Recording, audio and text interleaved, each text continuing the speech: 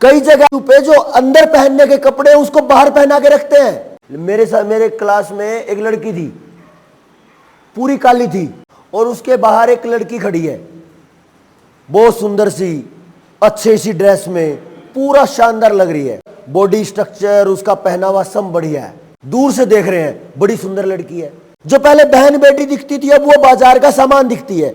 ये माँ बहन बेटियां ऐसे ही बिकने का सामान। गाय ने एक नंदी को जन्म दिया, उस नंदी की उम्र 5 साल हो गई, क्या उसी नंदी से उसकी मां के साथ क्रॉस करवा सकते हैं?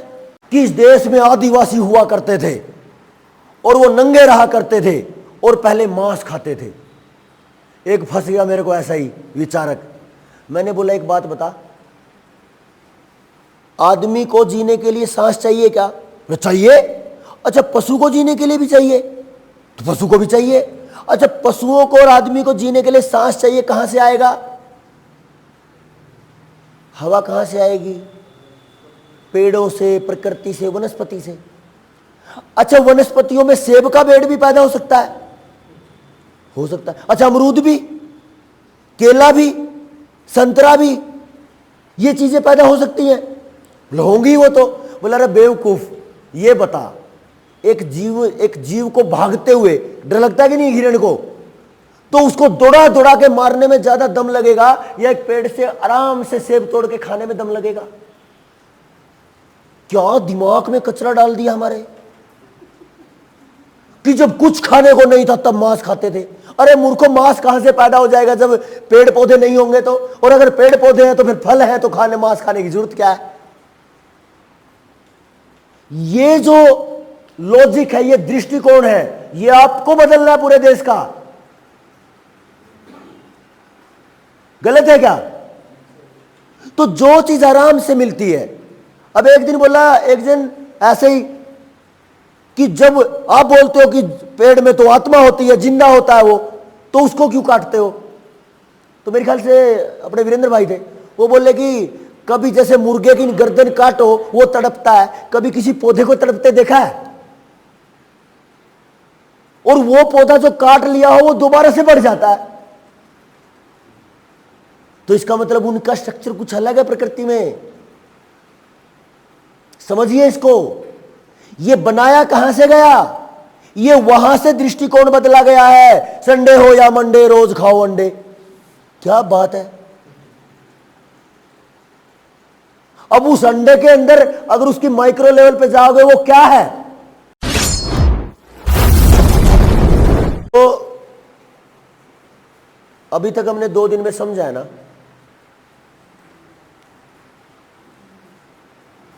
किसी वस्तु को अगर समझना है तो उसको 3D व्यू में अगर देखें तो एक तरफ से 3D व्यू दिखता है ना। अगर मैं 3D की व्यू की बात करूं तो मैं यहां से देख रहा हूं, मुझे 3D दिख रहा है, लेकिन एक्चुअल नहीं दिख रहा है। 360 डिग्री पूरा का पूरा गोल तरीके से नहीं दिख रहा। ऊपर से देखोगे तो टॉप व्यू दिखेगा, सामने से देखे फ्रंट व्यू दिखेगा, थोड़ा तिरछा देखेंगे तो 3D दिखेगा, साइड व्यू दिखेगा, लेकिन एक्चुअल व्यू तो नहीं दिखा, रियल व्यू नहीं दिखा। और रियल व्यू देखने के लिए कल्पना करनी पड़ती है, इमेजिनेशन के बिना नहीं बात बनती है ना। और इस चीज के हमारे पास बहुत सारे अध्ययन हैं, बहुत हमारे ऋषि मुनि, जैसे आनंद भाई कह रहे थे कि बहुत सारा मटेरियल है। अब जैसे मैं ये देखता हूं, ये सिविल इंजीनियर वाले भाई फट से समझ जाएंगे इसका क्या मतलब है जी ना। ये स्टैंड नहीं है, ये ग्राउंड है, ये मिट्टी शो करता है, ये लेवल शो करता है, ठीक है। अब मुझे इसमें नींव खोदनी है ना, नींव खोदनी है। तो कैसे पता चलेगा मुझे नींव का? मुझे नींव खोदनी है ऐसे,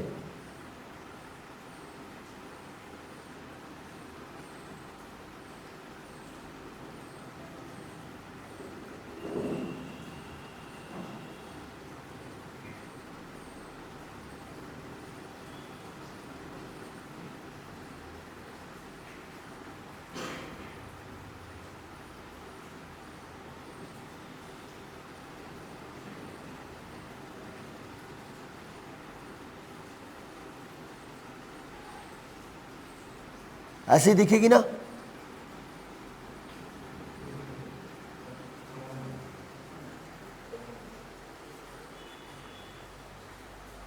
क्या मैं सही बता पाया आपको?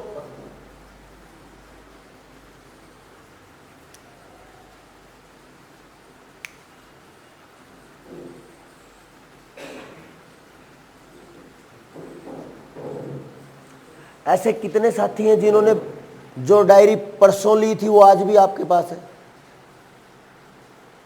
ऐसे कितने जिन्होंने नई ले ली आज आते ही, और परसों भी ली थी? नहीं, आपकी बात नहीं, परसों भी ली थी, आज भी ले ली। बहुत गलत बात है। हमें लगता है एक ही तो पेन लिया 3 रुपए का,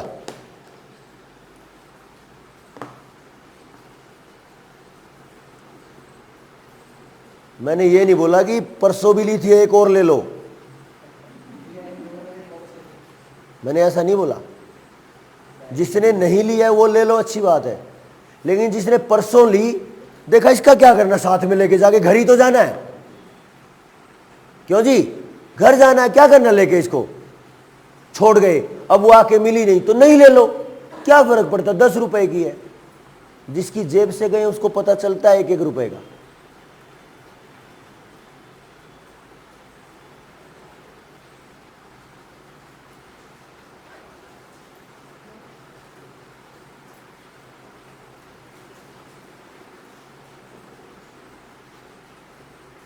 क्योंकि किसी चीज की कीमत को अगर जानना है तब जानिए जब आपके पास उसका अभाव है।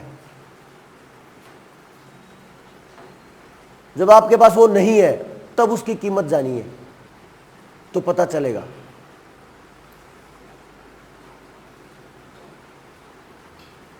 एक मजदूर को पूछिए जिसको 2-3 दिन तक रोजी नहीं मिली, दिहाड़ी नहीं मिली, उसके घर में रोटी भी नहीं है, वो बताएगा असल में 1-1 रुपए की कीमत।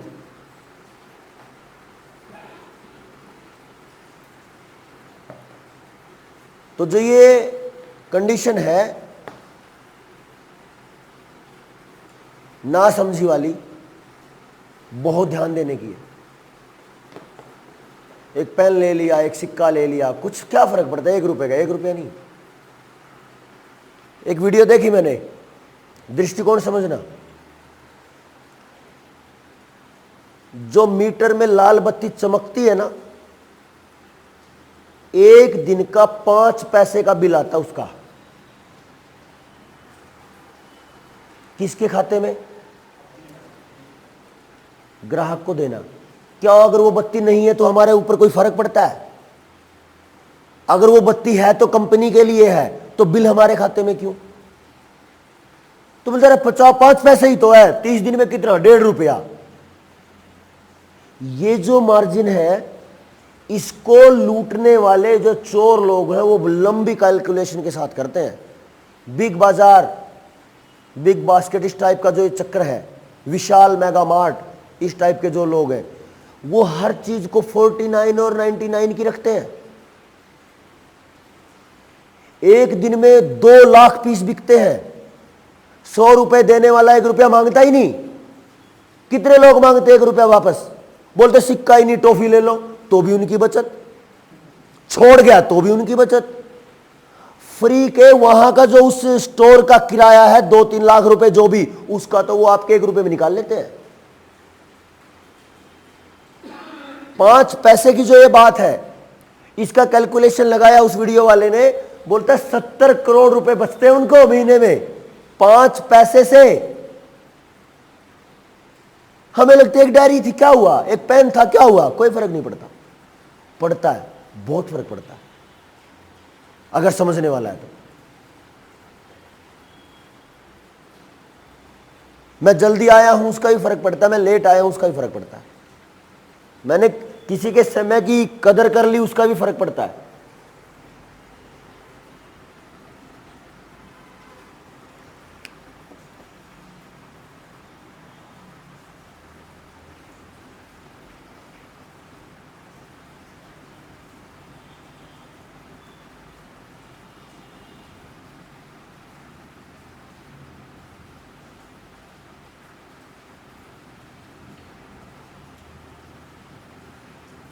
क्या लग रहा आपको ये?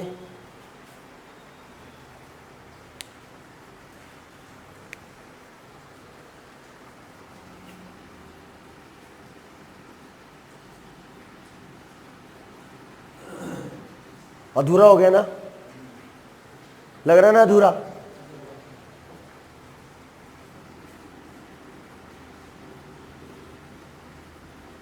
अब पूरा लग रहा है? अगर ये अपना प्लॉट है, ये प्लॉट की जमीन का अपना लेवल है, हमने यहां पे नींव खोदी है 10 फीट बाय 1.5 फीट, 6 फीट। समझ आ रहा है कुछ या नहीं आ रहा? बोलते नहीं आ रहा है क्या? असल में ऐसा देखते हैं हम, अगर यहां कोई सरफेस है तो क्या अंदर से दीवारें दिखेंगी? नहीं दिखती। कल्पना है, कल्पना ही आदमी को असलियत दिखाती है। पहले कल्पना करनी पड़ती है, फिर उसको धरातल पे असल में करना पड़ता है। पहले विचार आता है, फिर उसका चिंतन होता है, फिर उसकी इमेजिनेशन होती है, फिर वो धरातल पे प्रैक्टिकल आता है कि नहीं? कई बार हम देखते हैं कि तंदूर देखा आप लोगों ने?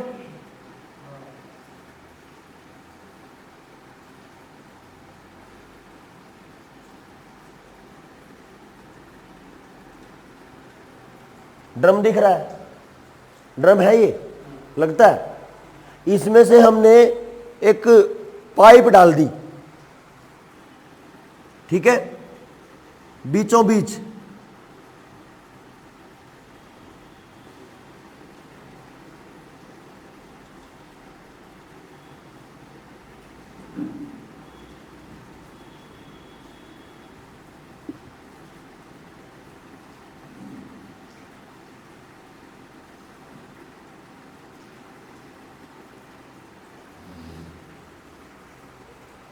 लग रहा है कि इनके अंदर से पाइप गई है? लग रहा है? बोलते भी नहीं। क्या सही में ऐसा जब हम किसी ड्रम के अंदर से पाइप को डालते हो ऐसा दिखता है क्या? नहीं दिखता ना, लेकिन होता तो है। तो जो देखते हैं हम, उसको देखने का जो नजरिया है वो पूरा का पूरा सिस्टम चेंज करता है। एक बहुत भारी चीज है, एक जन बोलेगा कि इसको नहीं सरका सकते, नहीं डिगा सकते। एक जन बोलेगा अरे ज्यादा लोग, इसके ऊपर ज्यादा लोगों के धक्का लगाने की जगह है, सरकेगी ये जल्दी। बड़ी चीज बेशक है, लोग ज्यादा है तो जगह भी तो उस पर हाथ लगाने की ज्यादा है। प्रेस कर सकते हैं हम उसको, धक्का सकते हैं। तो ये नजरिया है। अब ये जो नजरिया है यही पूरे सिस्टम को चेंज करता है। एक नजरिया ये है, इतनी बड़ी धरती है, न्यू वर्ल्ड ऑर्डर वालों ने सारा कब्जा मार लिया, अब तो सत्यानाश हो चुका, कुछ नहीं हो सकता, है ना एक तरीका। दूसरा ये भी है, अरे हो क्यों नहीं सकता, जितना करेंगे उतना तो हो सकता है, एक ये भी बात है। अभी इसको समझने के लिए दृष्टिकोण को समझना जरूरी है। अच्छा, हमने ये देख लिया, क्या ये ऐसा भी दिख सकता है?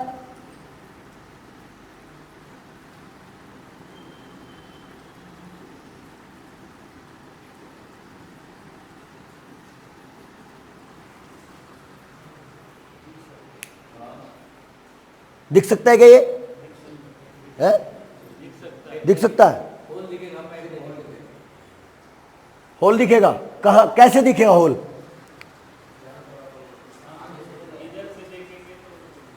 अगर इसको यहां, अगर मैं यहां से देख रहा हूं तो ये दिखेगा, सामने से देख रहे हैं तो ये दिखेगा, है ना?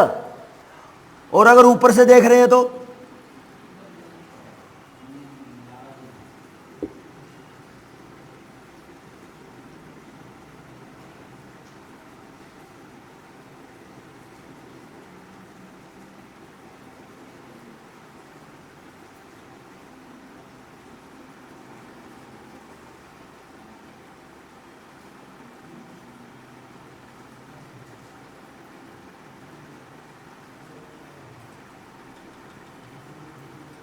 ऐसे दिखेगा, दिखेगा कि नहीं? अगर ऊपर से देखेंगे तो बोले नहीं। अगर इसको ऊपर से देखते हैं, इसको अगर ऊपर से दिखेगा तो ये गोल दिखेगा कि नहीं?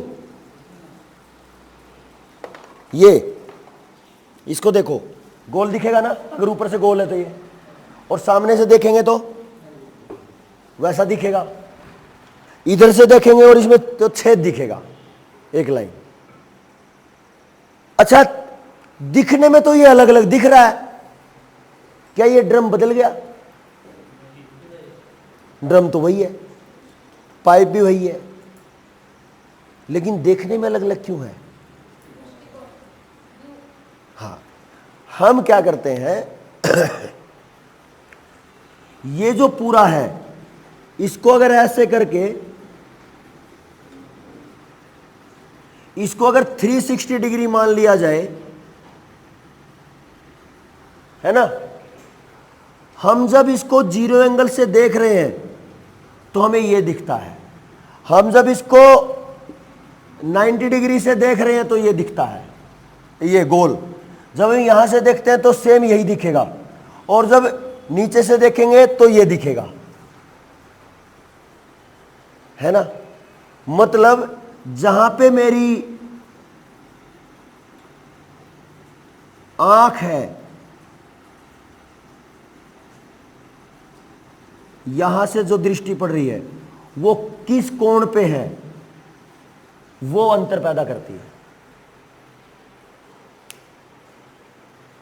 मैं किस चीज को कैसे देखता हूं, ये अंतर पैदा होता है।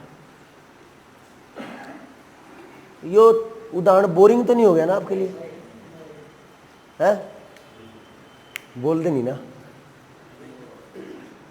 तो जवाब तो आए भाई, ठीक है, समझ आ रहा है कि नहीं आ रहा है? हाँ जी,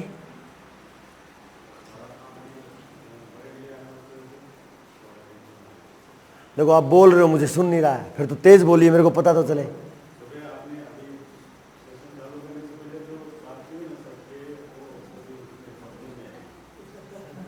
अच्छा, वो जो गुस्सा है वो सबके दिमाग में अभी भी है क्या?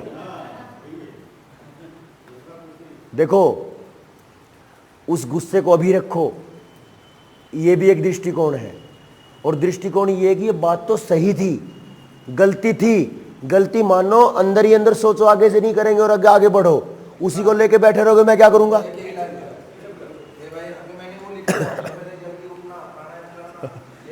देखो, हाँ, ये याद दिला दिया। यहां पे एक टास्क है, ये बाबूजी ने बोला कि अगली बार मैं आपको ऐसा नहीं मिलूंगा। अगर ये कर सकते हैं, 55 प्लस होंगे, 50 प्लस 50, मुझे नहीं पता, क्या ध्यान नहीं मुझे, वो कोई बात नहीं, वो ठीक है, क्योंकि जिस तरीके का माहौल एक हफ्ते में होता है वो जबरदस्ती करवाना पड़ता है। यहां पे अंदर के मोटिवेशन की बात चल रही है।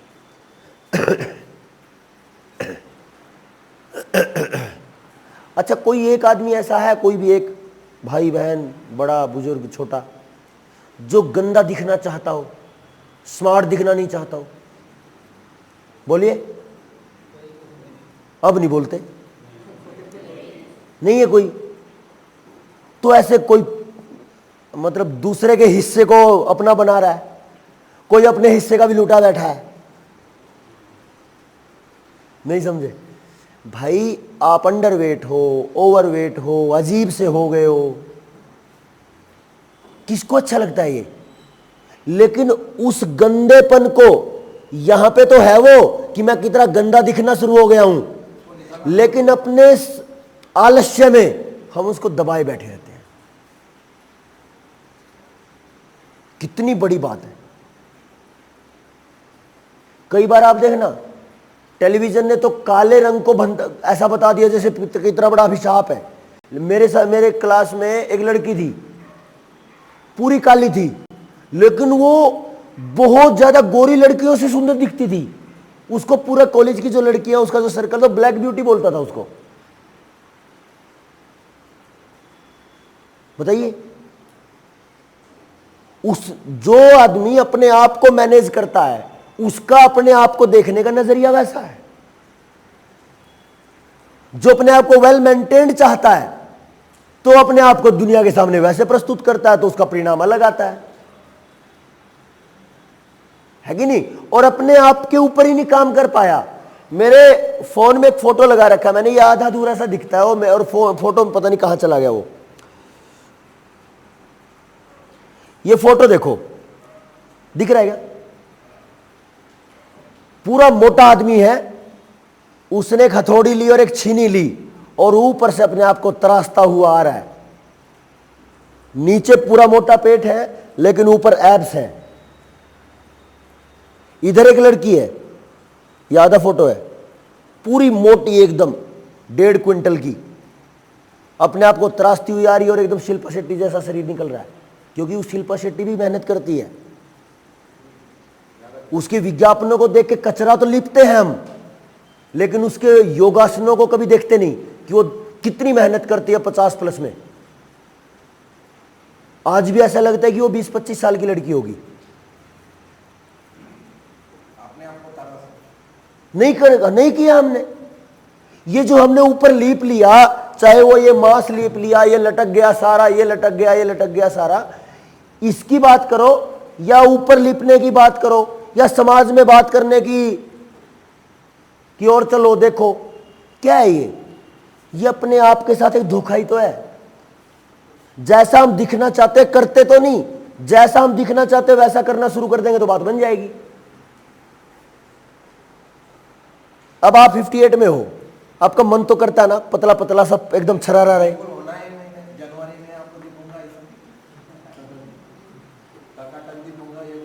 देखो एक चीज सोचने की है, अब जब ये कह रहे हैं तो ये कर देंगे, है कि नहीं?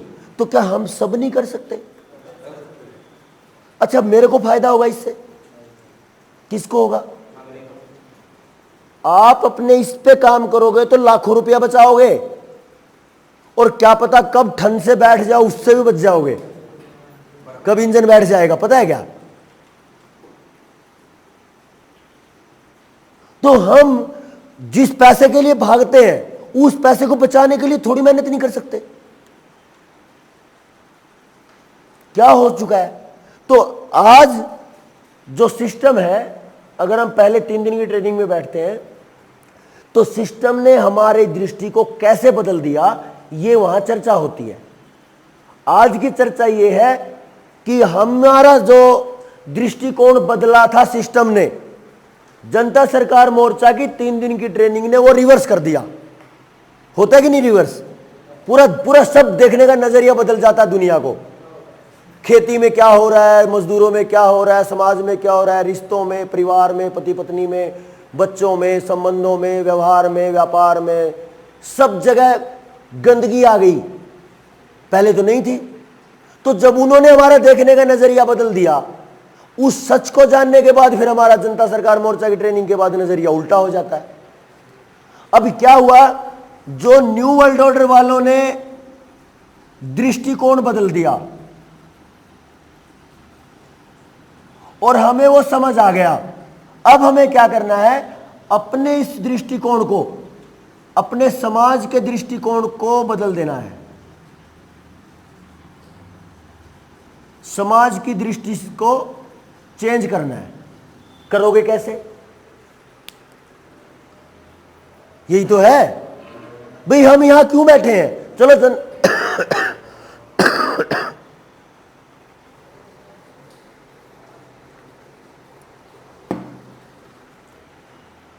उन्होंने 1000 साल मेहनत की है, 1000 साल से ज्यादा, 1000 साल की मेहनत, तो उन्होंने हमारा दृष्टिकोण बदल दिया। अब इस 1000 साल की दृष्टिकोण को कुछ लोगों ने कंपैरिजन करके देखा कि हमारा पुराना जो देखने का नजरिया था बुजुर्गों का वो क्या था और इन अंग्रेजों ने हमारा क्या बना दिया। तो दोनों को समझने पर उन लोगों ने देखा कि ये नजरिया जो नया आया है ये गलत है, ये एंगल ही गलत है देखने का। मैं एक बहुत बार मुझे वो बात याद आती है, क्या हुआ आप बताइए, दूर से एक दुकान को देख रहे हो आप, फैशन वाली दुकान को, और उसके बाहर एक लड़की खड़ी है, बहुत सुंदर सी, अच्छी सी ड्रेस में, पूरा शानदार लग रही है, ठीक है, उसका बॉडी स्ट्रक्चर, उसका पहनावा सब बढ़िया है। दूर से देख रहे हैं, बड़ी सुंदर लड़की है। उसके पास जाके देखा, वो स्टैचू था जो फैशन की दुकानों के बाहर वो कपड़े टांगने के लिए वो उन्होंने प्लास्टिक के शरीर बना रखे हैं। तो सच तो कुछ और था और निकला कुछ और, लेकिन हमारे दिमाग में क्या चालू हो गया कि नहीं हो गया? अब ये जो है, जो आप लोगों को पहले मां दिखती थी, अब वो लड़की दिखती है। जो पहले बहन बेटी दिखती थी, अब वो बाजार का सामान दिखती है। क्यों? क्योंकि वो जो शरीर बनाने का जो चक्कर था, उसकी जरूरत क्यों पड़ी? और बुरा समझो, कई जगह ऐसे स्टैचू पे जो अंदर पहनने के कपड़े उसको बाहर पहना के रखते हैं, पूरा बाजार देखता है। क्या यह मानसिकता आपको समझ नहीं आई? क्या दिमाग, क्या बनाया जा रहा है उस मां बहन बेटी के शरीर के बारे में? आपका विचार कि ये बाजार का सामान है, ये बिकने का सामान है, ये मां बहन बेटियां ऐसे ही बिकने का सामान है, ये बनाया जा रहा है। क्या ये अंत वस्त्र, ये बाहरी वस्त्र, ये पहले नहीं था? क्या पहले लोग नंगे घूमते थे? बताओ, नंगे घूमते थे क्या? नहीं घूमते थे।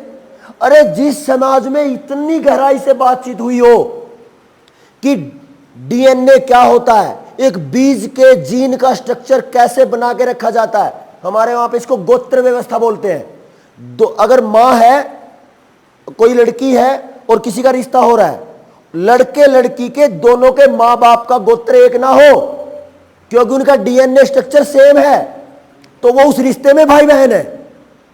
और अगर भाई बहन शादी करेंगे तो नई जनरेशन गंदगी में आएगी, बीमारियों में आएगी।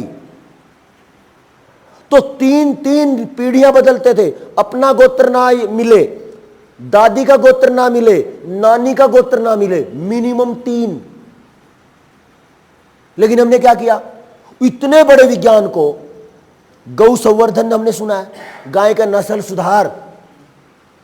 कभी किसी गाय ने एक नंदी को जन्म दिया, उस नंदी की उम्र 5 साल हो गई, क्या उसी नंदी से उसकी मां के साथ क्रॉस करवा सकते हैं? क्योंकि बर्बादी आ जाएगी नई नस्ल में। यही चीज यहां तक आई, जो दिमाग में जो ये डाला गया है सामने, इसमें पूरे तरीके से दृष्टिकोण बदल के जो चीजें मां बहन बेटी थी, आज वो बाजार का बिकाऊ सामान बना दिया है।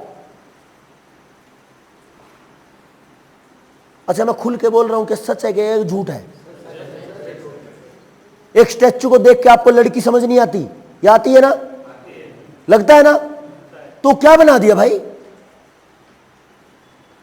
उसी को मैं, अगर कोई जवान है, वो उस स्टैचू को देख के क्या समझता है?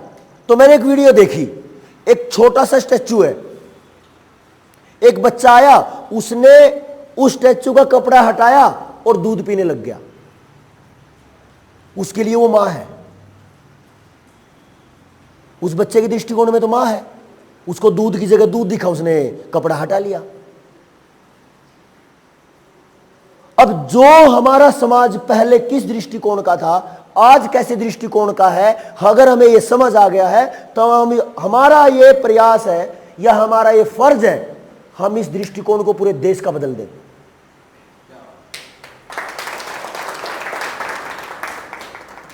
लेकिन कब बदलेंगे? जब पहले वाला भी आज वाला भी दोनों को देख लेंगे, जैसे हम यहां से इस ड्रम को देख रहे हैं। सभी तरीके से देखो, इधर से जाके इधर से, उधर से इधर से, तो मैं ये बता सकता हूं कि ये ड्रम ऐसा है असल में। बताइए, मान के चलो कि ये ड्रम सामने से तो है गोल और पीछे से है चपटा, पीछे जाके चपटा है, तो क्या होगा?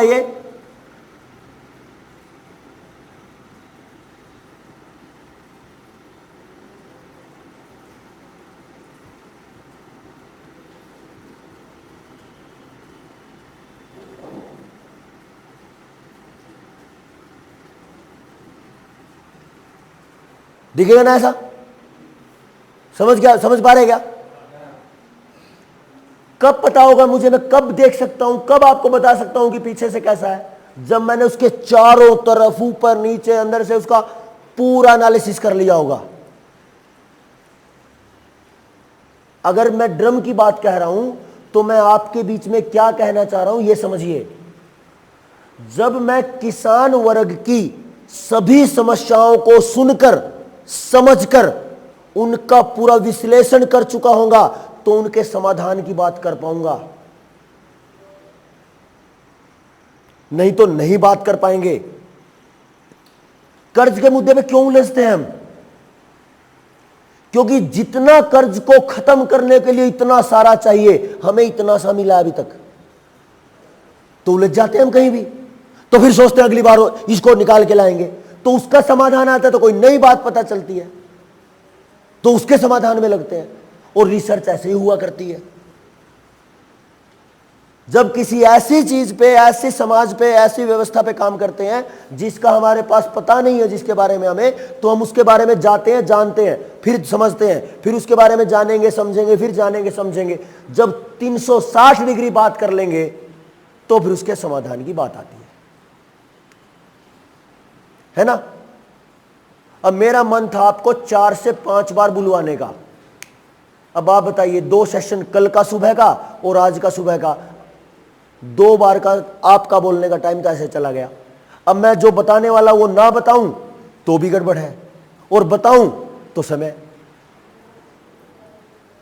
ठीक है, तो हम यहां बात करेंगे, मैं इसको कम कर देता हूं, जो दृष्टिकोण वाला मामला है इसको इतना ही समझना कि अगर मैं न्यू वर्ल्ड ऑर्डर की कंडीशन पे बात करता हूं कि क्या चल रहा है और इससे हमें बचना है, तो क्या समझना पड़ेगा? पहले हमें समझना पड़ेगा समाज।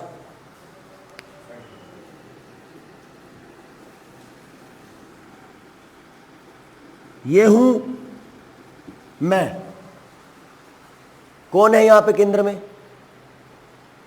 समाज के केंद्र में कौन है? आप, यानी एक व्यक्ति। और जब ऐसे ऐसे बहुत सारे मैं इकट्ठे हो जाते हैं तो ये बनता है समाज।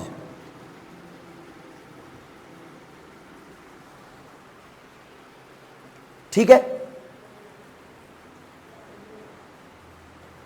और जब ये समाज है तो इस समाज को क्या क्या चाहिए होता है?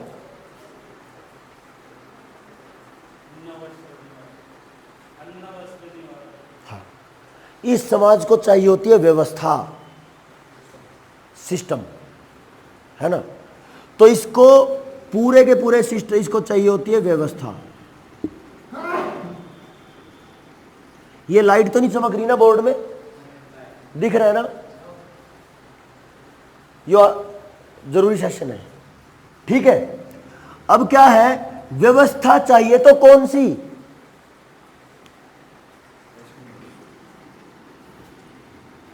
पारिवारिक,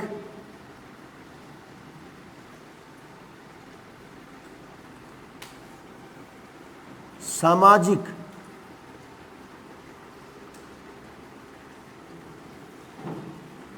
शैक्षिक,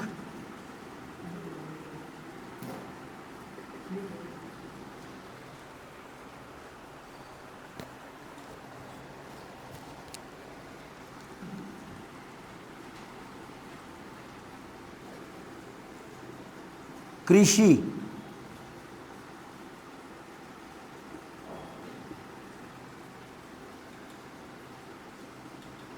न्याय, स्वास्थ्य, राजनीति,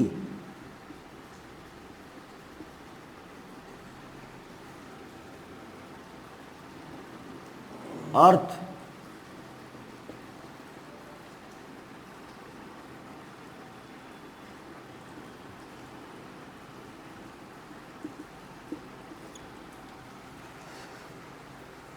और कोई हो गया हो तो देख लेना आप, है ना?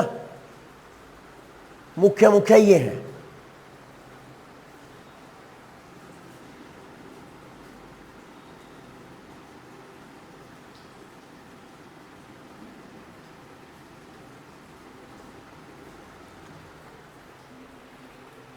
इनको समझ लो, लिखने के लिए मैं फिर बता दूंगा, कोई दिक्कत नहीं, क्योंकि लिखने की तरफ ध्यान जाएगा। या फिर 1 मिनट ये इस चीज को बना लेना, इसके आगे नहीं लिखना, इसके बारे में केवल समझना, जल्दी करो। अच्छा, मैं हूं तो मुझे परिवार चाहिए कि नहीं? देखो बोलते जाना, आपको परिवार लगेगा कि नहीं? अगर परिवार है ही नहीं तो हमें है ही नहीं। पर एक परिवार अगर है तो उस परिवार को व्यवहार करने के लिए बहुत सारे परिवारों की जरूरत है, पड़ोसियों की, अपने बड़े बुजुर्गों की, परिवारों, मतलब बहुत सारे परिवारों की, मोहल्ले की, गांव की। तो सामाजिक व्यवस्था चाहिए हमें। जब ये समाज चलता है तो यहां एक अंतर आता है। अगर एक भैंस का बच्चा है, उसको पैदा करते ही पानी में फेंक दो तो वो तैरने लगेगा, लेकिन अब आदमी के बच्चे को सब कुछ सिखाना पड़ता है ना? तो उसके लिए उसकी शिक्षा व्यवस्था की जरूरत है। अब वो दिमाग वाला ज्यादा है, जोड़ तोड़ करता है, स्वार्थ को समझता है और जरूरत से ज्यादा स्वार्थ को समझता है। स्वार्थ को समझता है पशु भी, स्वार्थ को समझता पक्षी भी, लेकिन वो इतना ही समझता जितने उसके पेट की भूख है और जितना उसके बच्चों की भूख है। लेकिन आदमी नाम का जो ये जीव है, ये उससे ज्यादा समझ लेता है कई बार, जैसा न्यू वर्ल्ड ऑर्डर वाले समझ रहे हैं कि पूरी दुनिया पे कब्जा मार लो। ये आध्यात्म के विरुद्ध एक पराकाष्ठा है लूट की। हमारे बुजुर्गों ने क्या बोला? दूसरे का हक मत खाओ, और ये पूरी दुनिया का हक खाने को बैठे हैं। कई बार मैं इनकी मेहनत को तो मेरे को ऐसा लगता है कि सलाम करूं, लेकिन रास्ता उनका गलत है। फिर जब दिमाग ज्यादा चलता है, स्वार्थ की बात आती है, आदमी अपने लिए चाहता है, तो झगड़े भी होते हैं। तो झगड़े होंगे तो न्याय व्यवस्था की जरूरत भी है। अब ये बोलोगे न्याय ये क्यों होता है, ये क्यों होता है, फिर ये मैं क्यों है, फिर आपको बहुत ज्यादा गहराई में अध्यात्म में जाना पड़ेगा। वो यहां जगह नहीं है, समय नहीं है। ये मैं के बाद तो फिर पूरा अध्यात्म ऐसा जो दिखता नहीं है, ये हमें दिखता है तो हमें यहां बात करनी है, ठीक है? तो यहां जब शिक्षा व्यवस्था आ गई, झगड़े हो गए, न्याय भी हो सकता है। तो जब ये पालन पोषण की बात आती है, बोलना नहीं है भाई, दोस्त, बोलना नहीं है, 1 मिनट भी नहीं बोलना। यहां कुछ पूछना है तो बताना, अगर ना कुछ गलत लगे तो टोक देना। यहां जब हम ऊपर नीचे करने लगते हैं दिमाग में, तो उन नियमों को भी तोड़ते हैं जो हमारे फायदे के हैं। नींद वाला नियम, सोने वाला नियम। एक जैसे अभी आनंद भाई कह रहे थे, मुझे एक बहुत शानदार श्लोक समझ आया, युक्त आहार विहारस्य युक्त चेष्टस्य कर्मसु युक्त सौपन बोधस्य योगो भवति दुखा। जो भी आप करो उसको बराबर बराबर करो, ना ज्यादा ना कम। आहार, युक्त आहार, आहार आपका ना ज्यादा ना कम, ना ज्यादा तीखा ना ज्यादा फीका, ना ज्यादा मीठा ना ज्यादा कड़वा, ना ज्यादा खारा ना ज्यादा। इस तरीके से बहुत ज्यादा तीखा खाते रहेंगे तो अंदर का स्ट्रक्चर बिगड़ जाएगा, बहुत ज्यादा मीठा खाते रहेंगे तो कितनी बीमारियां हैं, है ना, सड़ जाएगा। तो युक्त आहार हो, उसमें 6 के 6 रस हो, प्रकृति के आधार पर हो, साल भर की ऋतु के आधार पर हो, 24 घंटे की व्यवस्था के आधार पर हो। मैं जब से ये एक लाइन समझ पाया हूं, उसके बाद मेरा स्वास्थ्य के बारे में सारे सवाल खत्म हो गए। जिस आदमी को राजीव भाई ने उठा के लोगों को दिमागों में घुसा दिया, भागवत महर्षि को, उनकी एक पुस्तक पढ़ रहा था मैं, उसमें बोला कि उनके गुरुजी ने ये बोला क्लास में कि बताइए स्वस्थ कौन? तो कोई बोलता है कि जो सुबह उठे, कोई बोलता है जो शाम को जल्दी सोए, कोई बोलता है जो ऐसे करे वैसे करे। तो बाग उठे, बच्चे थे, बोले कि इस गुरुजी मैं बताऊं? बोले बताइए। बोले 3 नियम मुझे समझ आते हैं। जो अपने शरीर की प्रकृति के अनुसार खाए वो स्वस्थ है। जो 24 घंटे में बदलते समय को देख के खाए, दिनचर्या को ध्यान में रखे, वो स्वस्थ है। और जो 12 महीने में ऋतु परिवर्तन के हिसाब से खाए, वो स्वस्थ है। इसके अलावा कोई स्वास्थ्य की परिभाषा आज तक कोई बनी नहीं इससे ऊपर। ऋतुमुख, हितमुख, मितमुख। अब जब यहां बात आती है तो उन चीजों को आदमी अपने स्वार्थ में, अपने लालच में तोड़ता है। सुबह उठने का ब्रह्म मुहूर्त में नियम है, नहीं उठता तो फिर ये मध्य प्रदेश बढ़ता है, जो मैं परसों भी बोल रहा था। तो ओवरवेट होता है, फिर बीमारियां आती हैं। और जब ये ऊपर नीचे होता है, फिर इस कृषि व्यवस्था की जरूरत पड़ती है। कभी किसी शेर को मोटा होते देखा, उसका पेट छूटता हुआ देखा हो? किसी कुत्ते को, बिल्ली को? कोई नहीं होता, आदमी हो जाता है, क्योंकि वो उन प्रकृति के नियमों को तोड़ देता है। और जब वो तोड़ देता है, जब तक नहीं तोड़ता तो कृषि व्यवस्था की जरूरत नहीं है। फिर तो जंगलों में जो है वो है, बहुत है। एक और सवाल आता है कि इस देश में आदिवासी हुआ करते थे और वो नंगे रहा करते थे और पहले मांस खाते थे। एक फंस गया मेरे को ऐसा ही विचारक। मैंने बोला एक बात बता, आदमी को जीने के लिए सांस चाहिए क्या? चाहिए। अच्छा, पशु को जीने के लिए भी चाहिए, तो पशु को भी चाहिए। अच्छा, पशुओं को और आदमी को जीने के लिए सांस चाहिए, कहां से आएगा? हवा कहां से आएगी? पेड़ों से, प्रकृति से, वनस्पति से। अच्छा, वनस्पतियों में सेब का पेड़ भी पैदा हो सकता है? हो सकता है। अच्छा, अमरूद भी, केला भी, संतरा भी, ये चीजें पैदा हो सकती हैं? होंगी। वो तो बोला, अरे बेवकूफ, ये बता, एक जीव को भागते हुए डर लगता है कि नहीं हिरण को? तो उसको दौड़ा दौड़ा के मारने में ज्यादा दम लगेगा या एक पेड़ से आराम से सेब तोड़ के खाने में दम लगेगा? क्या दिमाग में कचरा डाल दिया हमारे, कि जब कुछ खाने को नहीं था तब मांस खाते थे। अरे मूर्खों, मांस कहां से पैदा हो जाएगा जब पेड़ पौधे नहीं होंगे तो? और अगर पेड़ पौधे हैं तो फिर फल है, तो मांस खाने की जरूरत क्या है? ये जो लॉजिक है, ये दृष्टिकोण है, ये आपको बदलना है पूरे देश का। गलत है क्या? तो जो चीज आराम से मिलती है। अब एक दिन बोला एक जन ऐसे ही कि जब आप बोलते हो कि पेड़ में तो आत्मा होती है, जिंदा होता है वो, तो उसको क्यों काटते हो? तो मेरे ख्याल से अपने वीरेंद्र भाई थे, वो बोले कि कभी जैसे मुर्गे की गर्दन काटो वो तड़पता है, कभी किसी पौधे को तड़पते देखा है? और वो पौधा जो काट लिया हो वो दोबारा से बढ़ जाता है। तो इसका मतलब उनका स्ट्रक्चर कुछ अलग है प्रकृति में। समझिए इसको। ये बनाया कहां से गया? ये वहां से दृष्टिकोण बदला गया है। संडे हो या मंडे, रोज खाओ अंडे। क्या बात है। अब उस अंडे के अंदर अगर उसकी माइक्रो लेवल पे जाओगे, वो क्या है? वो मुर्गी का मासिक धर्म है। हम क्या गंदगी खा जाते हैं। फल आराम से मिल सकता है, केला आराम से मिल सकता है, नारियल आराम से मिल सकता है, और ऐसी पैकिंग में मिलेगा, कभी खराब नहीं होती। नारियल की पैकिंग फाड़ने में दम लगता आदमी का।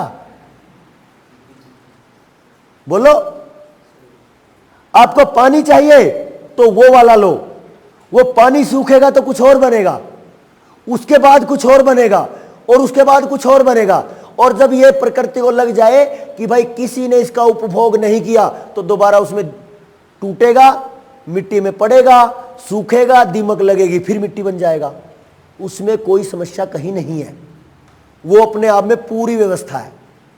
तो ऐसी व्यवस्था जहां पे घालमेल नहीं करता कोई, तब तक तो इन सारे सांग की किसी की जरूरत नहीं है। लेकिन यहां जब दिमाग ज्यादा चालू होता है चलना, तो फिर यहां जरूरत होती है कि अब की बार चना ज्यादा खाना कि कम खाना, अनाज ज्यादा कौन सा चाहिए, फल कौन सा चाहिए।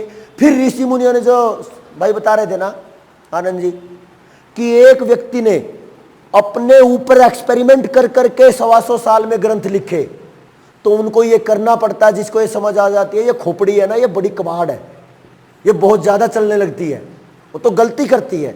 गलती करने के बाद जो परिणाम आते हैं उनका समाधान कैसे हो, इन बातों को सोचने वाले ऋषि होते हैं, तो वो आपको फ्री में दे देते हैं सब कुछ। एक कंसल्टेंसी के लिए अगर जाओ, किसी के दांत में, किसी की नाक में, किसी के पेट में दर्द है, तो 500-1000 रुपये ले लेते हैं कि नहीं आज के डॉक्टर। और ये भाई साहब ने फ्री की माँ बता दी, बोला हर्ड चूस लिया करो, कैल्शियम भी पूरा, आयरन भी पूरा, जिंक भी पूरा, पता नहीं क्या क्या पूरा।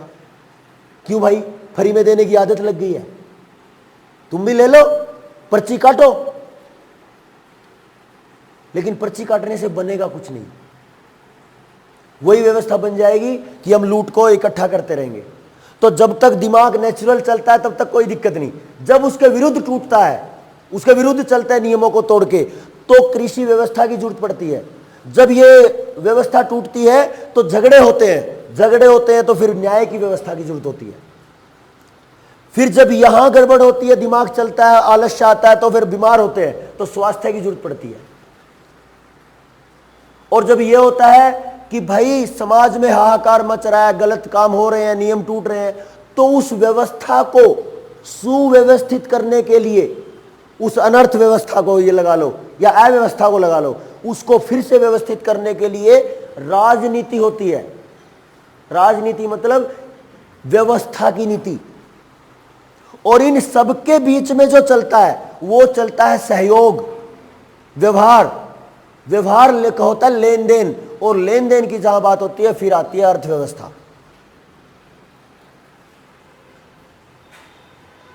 एक बात तो मुझे यह भी लग रहा है कि ओवरडोज तो नहीं होगी।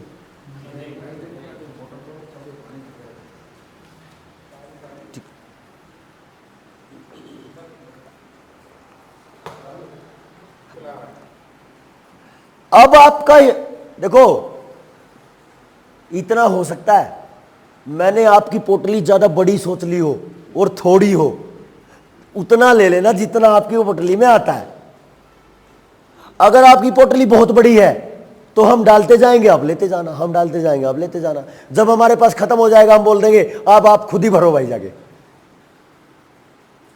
है कि नहीं?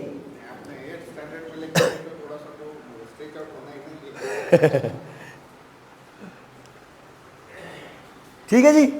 तो इन सारी व्यवस्था पे, जब हम अर्थव्यवस्था पे बात करते हैं तो एक चीज है, देखो बड़ा ज्यादा लंबा चौड़ा नहीं है। अर्थव्यवस्था का मतलब है चाणक्य, आचार्य चाणक्य क्या कहते हैं वो, रसोई, पशुधन और खेत। और यहां से हरियाणा में तो कहावत है, शायद यहां भी हो, पेट का खेत में और खेत का पेट में। लेकिन आज क्या हो रहा है, खेत का पहले बाजार में, बाजार में फिर जहर मिलेगा, फिर वो जाएगा पेट में, है ना, और फिर सारा सिस्टम तहस नहस। आचार्य चाणक्य क्या कहते हैं, खेत से आपके पशुधन से होता हुआ रसोई में आए, रसोई से पशुधन के साथ होता हुआ खेत में जाए। कैसे? रसोई से जो भी अवशेष निकला, सब्जियां हैं, अवशेष है, ये मैं चाणक्य की बात कर रहा हूं। कभी आप पॉलीथीन मान लो, उस समय पॉलीथीन नहीं थी, ठीक है, तो रसोई से निकला और पशुओं का जो निकला, गौमूत्र, गोबर जो भी है, उसको पशु के माध्यम से, बैलगाड़ी के माध्यम से खेत में ले जाओ, खाद बन जाएगा।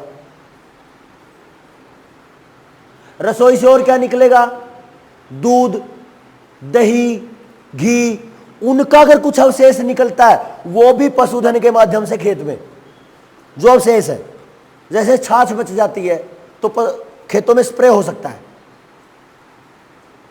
कि नहीं। अब जो खेत में है, खेत में अनाज है, फल है, सब्जियां हैं, वो आपके पशुधन बैलगाड़ी से होता हुआ रसोई में। ये है व्यवस्था, अर्थव्यवस्था। अब क्या है, जब आदमी दिमाग लगाता है, रिसर्च करता है, तो जो मटेरियल है वो सरप्लस होता है, फालतू, मेरी जरूरत से ज्यादा। तो जितना मेरी जरूरत से ज्यादा है, अब वो जाएगा बाजार में। समझ गए? यहां जरूरत पड़ेगी फिर लेन देन की। अब लेन देन के लिए क्या था, मैंने बचपन से देखा है, एक फेरी वाला आएगा, ले लो बाजरे के बराबर, बाजरा के बराबर में 2 किलो आलू, यानी 1 किलो बाजरा दे दो, 2 किलो आलू ले लो, तो भाव का पता चल गया। कोई फल बेचने आएगा, 2 किलो गेहूं दो, आधा किलो सेब ले लो, तो भाव का पता चल गया। तो जो सरप्लस था उसका लेन देन भारतीय पुराने समाज में वैसे था।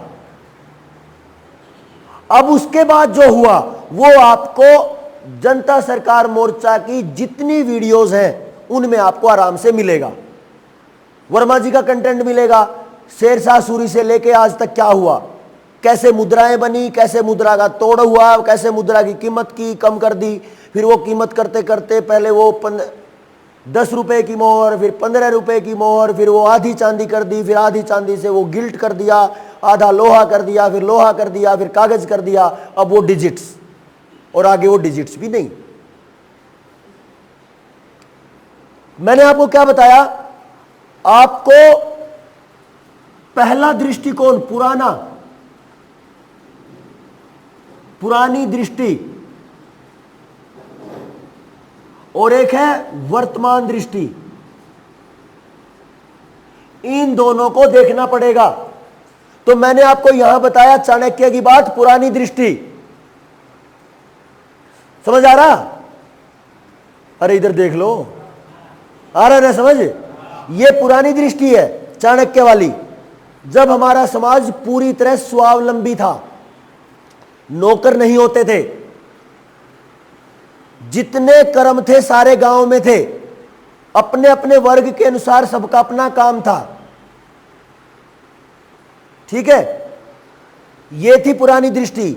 अब आज की दृष्टि क्या है, बैंकों का मायाजाल, बैंकों के षड्यंत्र, टोटल लूट, गुलामी, टोटल डिजिटलाइजेशन, सीबीडीसी, और इनको आप पढ़ते जाओगे तो मिलेगा आपको बहुत कुछ।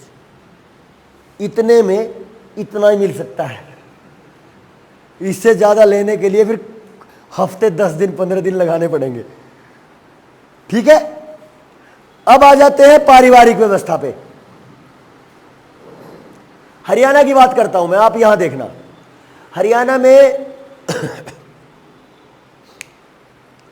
घूंघट है, घूंघट, पर्दा। क्या होता था, अगर कोई महिला जा रही है और उसका ध्यान नहीं पड़ा कि सामने से कोई बड़ा बुजुर्ग आ रहा है, वो शर्म होती थी और कुछ नहीं, कि आंखों में आंखें ना पड़े, आंखों में आंखें पड़ते ही शर्म खुल जाती है और वहीं से बर्बादी आती है। लेकिन आंखों में आंखें अगर पॉजिटिव हैं तो वही आदमी जिसके बारे में हम नेगेटिव सोचते हैं, वो बाप की तरह, चाचा की तरह, पिताजी की तरह भी तो बिहेव हो सकता है। लेकिन फिर भी समाज ये देखता है कि नेगेटिविटी ज्यादा जाती है तो वो एक दूरी रहे। तो कई बार क्या होता था, किसी महिला ने देखा नहीं कि सामने से कोई बड़ा बुजुर्ग आ रहा है और वो चले जा रही है, तो मैंने ऐसे कितनी बार देखा, कोई बुजुर्ग ऐसे मुंह फेर के खड़ा हो जाता था, वो निकल जाती थी तो वो जाता था। ये मैं एक ही बिंदु बताऊंगा, ये मेरा समाज था, है ना। अब ये पुरानी दृष्टि मैंने आपको बताई। आज की क्या दृष्टि है, अपनी बच्चियों को नचाएंगे, 4 बोतल वोडका काम मेरा रोज का। बच्चियों को नचा रहे हैं, बच्चों को नचा रहे हैं, क्यों? और देखो ये पेनिट्रेशन कितना खतरनाक है। जैसे वहां पर्दे की बात होती है, मुस्लिमों में बुर्के की बात होती है। क्या मुस्लिम लड़कियां हीरोइन नहीं बनी? उनको भी नंगा कर दिया, पर्दे वालियों को भी नंगा कर दिया, पंजाबियों को भी नंगा कर दिया। किसने? यहां डाले गए कचरे ने। बोलिए कौन सा समाज बचा है? यह आज की दृष्टि है। पहले लगता था सामने से कोई बेटी आ रही है, कोई बहू आ रही है तो इधर खड़े हो जाओ, चली जाएगी। और आज हर मतलब जितने बड़े शहर हैं उनमें तो अथोराइज्ड वैशाल्य खुले हुए हैं क्लबों के नाम पे। बताइए, तो ये क्या है? ये हम जिसको ये कह रहे हैं कि लड़का लड़की एक समान, हमने लड़की का दर्जा ऊंचा उठाया, ये वर्तमान के मॉडर्न वैशाल्य खोल के उन्होंने लड़के लड़की को बराबर किया है। मेरे समाज में मेरे दादा ने, मेरे परदादा ने कभी किसी मेरी बुआ को मेरे पिताजी से नीचे नहीं रखा। बहन भाइयों में आपको रखा हो तो बताओ। आप अपने दोनों बच्चों को ऊपर नीचे किसको रखते हो? बराबर रखते हो कि एक को ज्यादा वैल्यू देते हो? आप बताओ, आपके माँ बाप ने कब आपको कम बोला कि तू पढ़ा रह, पढ़ी रह और तू निकल बाहर? अगर वो कहते कि बच्चे ध्यान से, तो वो इसलिए बोलते हैं समाज में गड़बड़ ज्यादा है, विश्वास नहीं है किसी का, इसलिए ध्यान से जाना और ध्यान से आना, अपनी चिंता है इसलिए बोलते हो। नहीं तो इस दिमाग में डाले गए कचरे ने सबको नंगा कर दिया। जो अपने आप में कितना भी दम भरते हो, किसी वर्ग, मत, पंथ, संप्रदाय, हिंदू, मुस्लिम, सिख, ईसाई, कोई भी है, तो यहां जहां ऐसे लोग थे जो मूर्ख अनपढ़ होते थे, वहां पे परिवार आराम से चले। मूर्ख अनपढ़ किनको बोल रहा हूं मैं? बुजुर्गों को, जिनको कुछ समझ नहीं थी, वो इतनी शांति से जिए। और हम पढ़े लिखे अंग्रेज, एक बच्चा पैदा नहीं हो पा रहा, इतनी बांझपन और नपुंसकता में समाज है। तो कहां परिवार? परिवार खत्म। कहां से आया? न्यू वर्ल्ड ऑर्डर के एजेंडे से, डीपॉपुलेशन।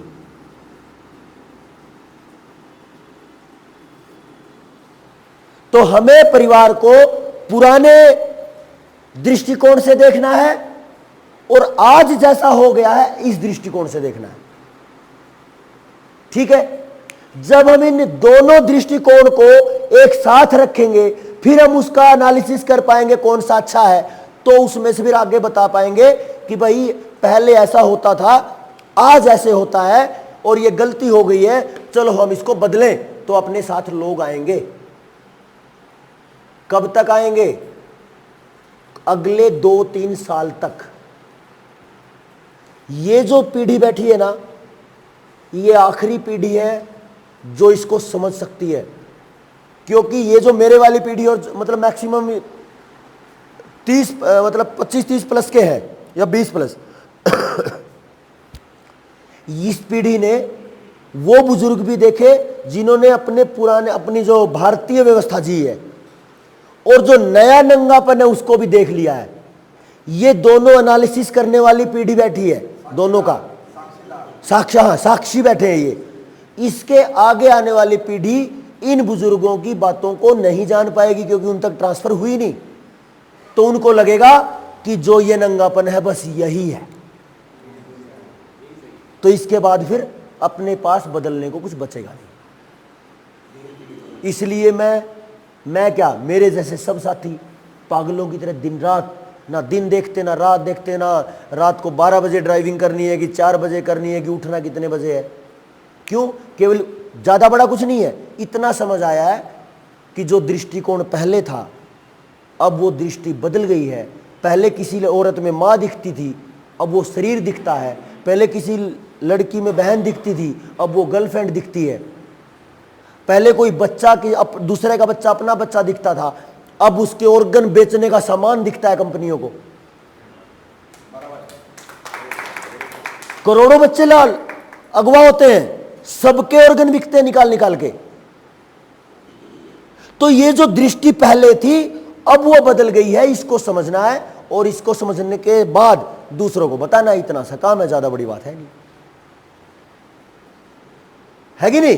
तो अपनी दृष्टि का जो ये आंखों पे जो धूल जमी हुई है, अब देख लेना चश्मे पे धूल है या आंखों पे धूल है, वो आपको देखना है। क्योंकि चश्मा भी आपका और धूल भी आपकी, आंखें भी आपकी। बदलना उसको। अगला पॉइंट है सामाजिक। जब परिवार टूटा है और परिवारों के टूटने में जो ये कचरा फैला है, जो ये विचार का पतन हुआ है, तो जब परिवार ही टूट गया तो समाज कहां बचेगा? क्योंकि कई परिवारों को मिलकर ही तो समाज, कई परिवारों के मिलने से ही तो समाज बनेगा। तो उस समाज की जो व्यवस्था है वो भी पूरी तरह डावाडोल है। ठीक है, ज्यादा लंबी बात नहीं करेंगे। फिर आ गए शिक्षा व्यवस्था पे। एक बुजुर्ग है, वो बोलता है कि देखो बेटा, सूरज निकलते उठते हो, शर्म नहीं आती? जल्दी उठा करो। और वो उठते हैं 4 बजे। एक वो दृष्टिकोण है उसका। पूरा अगर खेल समझोगे तो है क्या, सुबह 4 बजे उठने से आपके शरीर में कफ रहता है और वात रहता है, यानी पित्त नहीं रहता। ऐसा है ना आचार्य जी? वात का प्रेशर बनेगा, आंतों में चिकनाई होगी, तो पेट साफ होगा फट से। अब हम नहीं उठे, धीरे धीरे लेट करते चले गए, सूरज निकलता गया, गर्मी बढ़ती गई, तो जैसे गर्मी बढ़ती है वैसे चिकनाई कम होती है, तो आंतें सूखती हैं, आंतें सूखती है तो मल जमता है, तो पेट साफ नहीं होता और 100 से ज्यादा बीमारियां हो जाती हैं। और फिर हमारा नया समाज टोटल बीमार।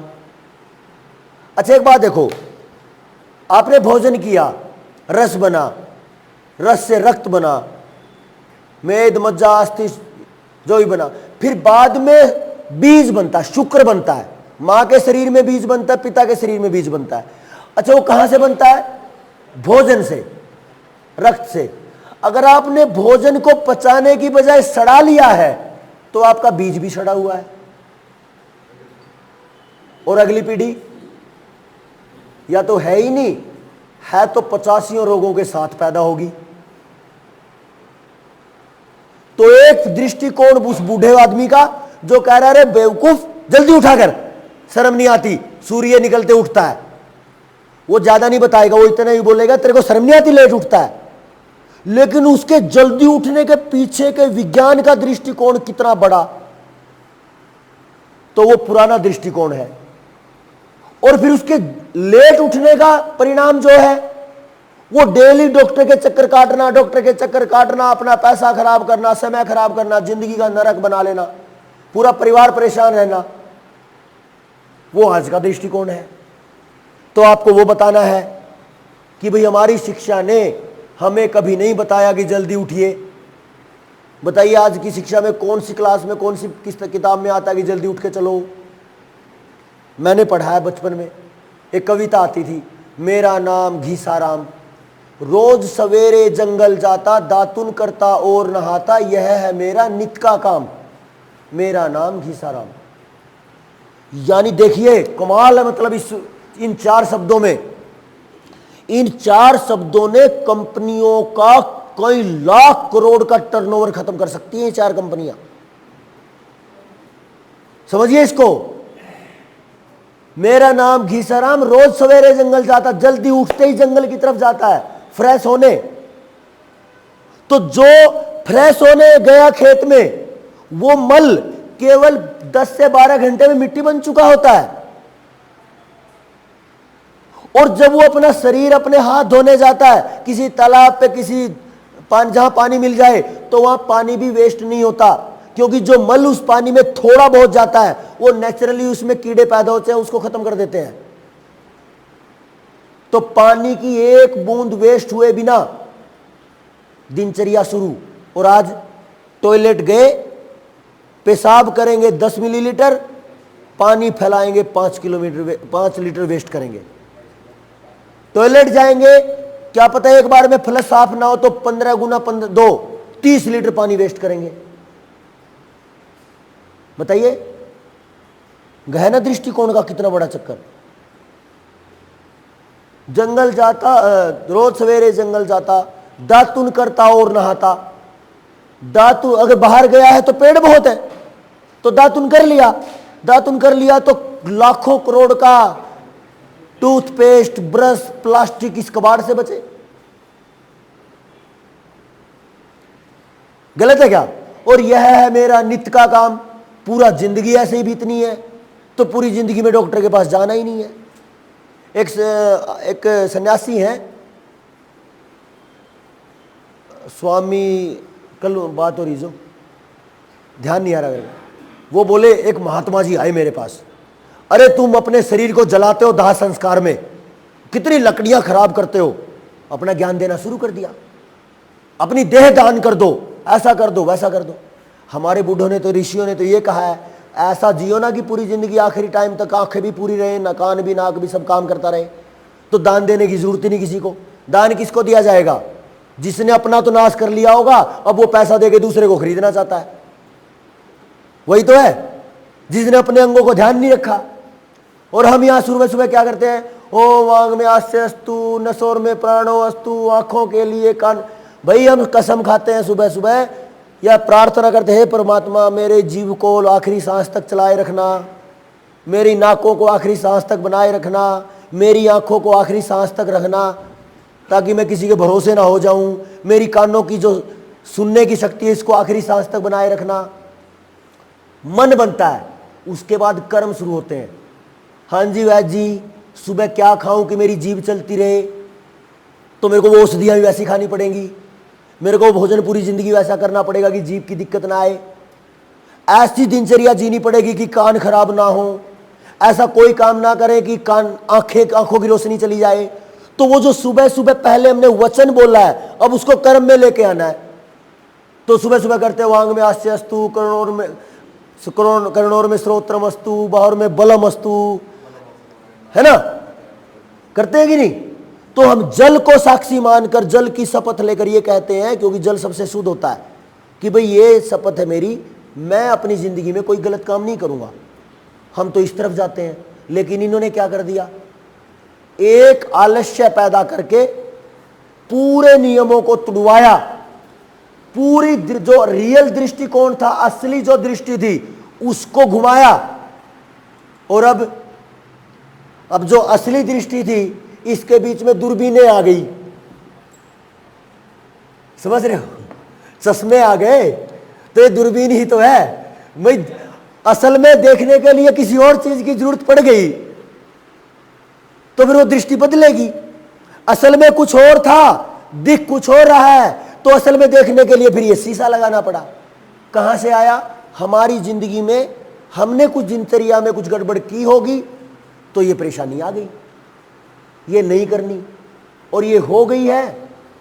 तो फिर यहां फिर आते हैं कि हमारी शिक्षा में पूरा आयुर्वेद हो, लेकिन ये नहीं है। पहले था, पहले बूढ़ा कहता था कि जल्दी उठो, और आज हम नहीं उठते। तो ये आज की दृष्टि है। तो दोनों दृष्टियों से क्या परिणाम आया? आंखें गई, कंधे गए, बाल गए, सुनना गया, चरित्र गया, समझ गई, जिंदगी सारी गई। तो यहां इसको समझना पड़ेगा। फिर आगे कृषि व्यवस्था पे, पहले सब कुछ शानदार था, अब टोटल जहर है। ये दोनों दृष्टि, इस पे ज्यादा बात नहीं करेंगे, ठीक है। फिर आगे न्याय पे, पहले न्याय बिना पैसे के गांव में होता था, बड़े बुजुर्ग बैठते थे, न्याय कर देते थे। ये पुरानी दृष्टि है। और आज कोर्ट तक बिक जाते हैं, जज बिकते हैं, वकील बिकते हैं, प्रशासन बिकता है। क्या नहीं बिकता?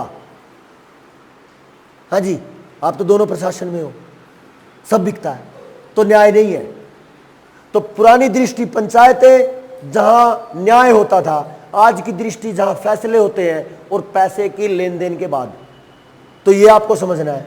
फिर आ गया स्वास्थ्य व्यवस्था, इस पे मैंने बात कर ही ली, घीसाराम वाली बात में सारी आ गई। राजनीति, राजनीति कैसे होती है? टोटल नशे के व्यापार पे और पैसे की खरीद फरोख्त पे। राजनीति के लिए एक सूत्र है बस,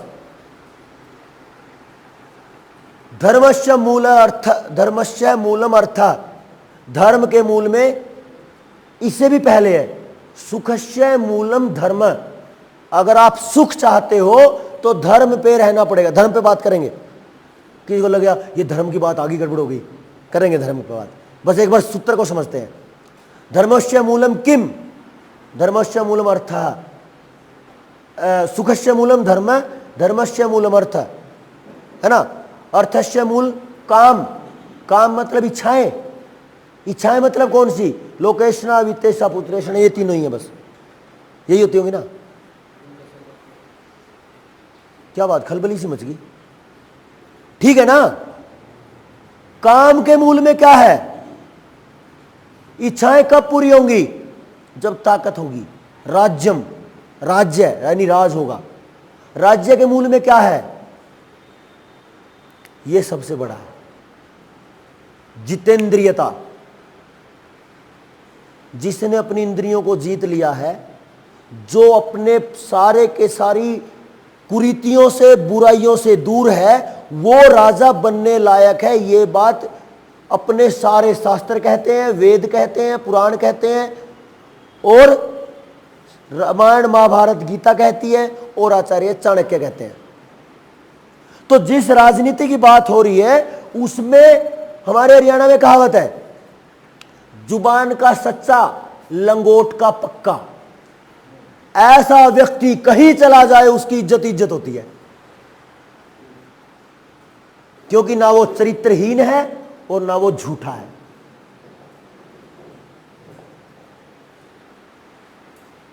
है ना।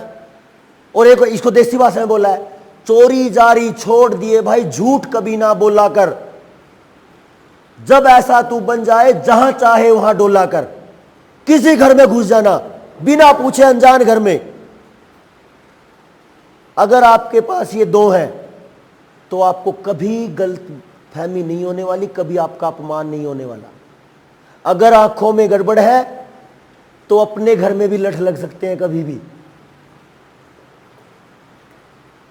है कि नहीं। जब मेरी बहन की बात आती है तो मैं लठ उठा लेता हूं, और जब दूसरे की बहन आती है तो मुझे बहन नहीं दिखती, मस्ती दिखती है। तो यहां किस राजनेता की बात हो रही है, राजनीति में राजा चाहिए कौन सा, जितेंद्रिय। तो पहले चाणक्य क्या कहते थे, राजा चाहिए राम जैसा, राजा चाहिए चंद्रगुप्त जैसा, ठीक है। और आज राजा चाहिए जो पूरे देश को मरवा दे टीके ठुकवा के, है ना। जो चोरों का चेला है, बदमाशों का चेला है, वो चाहिए। अब इससे ज्यादा क्या बताएं आपको इसके बारे में, यही तो समाज है। इसमें बताओ आपका कोई सवाल है तो, इतने में तो इतना ही मिलेगा थोड़े से समय में। तो बताओ, सवाल तो करो। कल अजय कहां गया, आज अजय फोन पे लगा पड़ा, मैं सोच रहा था कुछ पूछेगा। है किसी के पास कोई सवाल? ये क्या आते हैं, शादी के 1 साल के बाद आप बच्चा पैदा नहीं कर सकते हो तो आप IVF करो। हाँ, वो परिवार की व्यवस्था टूटने की बात आ गई। तो मैं वही कह रहा हूं इसको। एक सवाल आप पहले वाली जो व्यवस्था थी उसको मजबूत मानते हो? मजबूत नहीं, बहुत ज्यादा मजबूत। तो ऐसी बहुत ज्यादा मजबूत व्यवस्था उन्होंने तोड़ के दी, बस इतना सा। हाँ देखो कितना आसान होता है। ये ग्राफ है, एक ग्राफ होता है।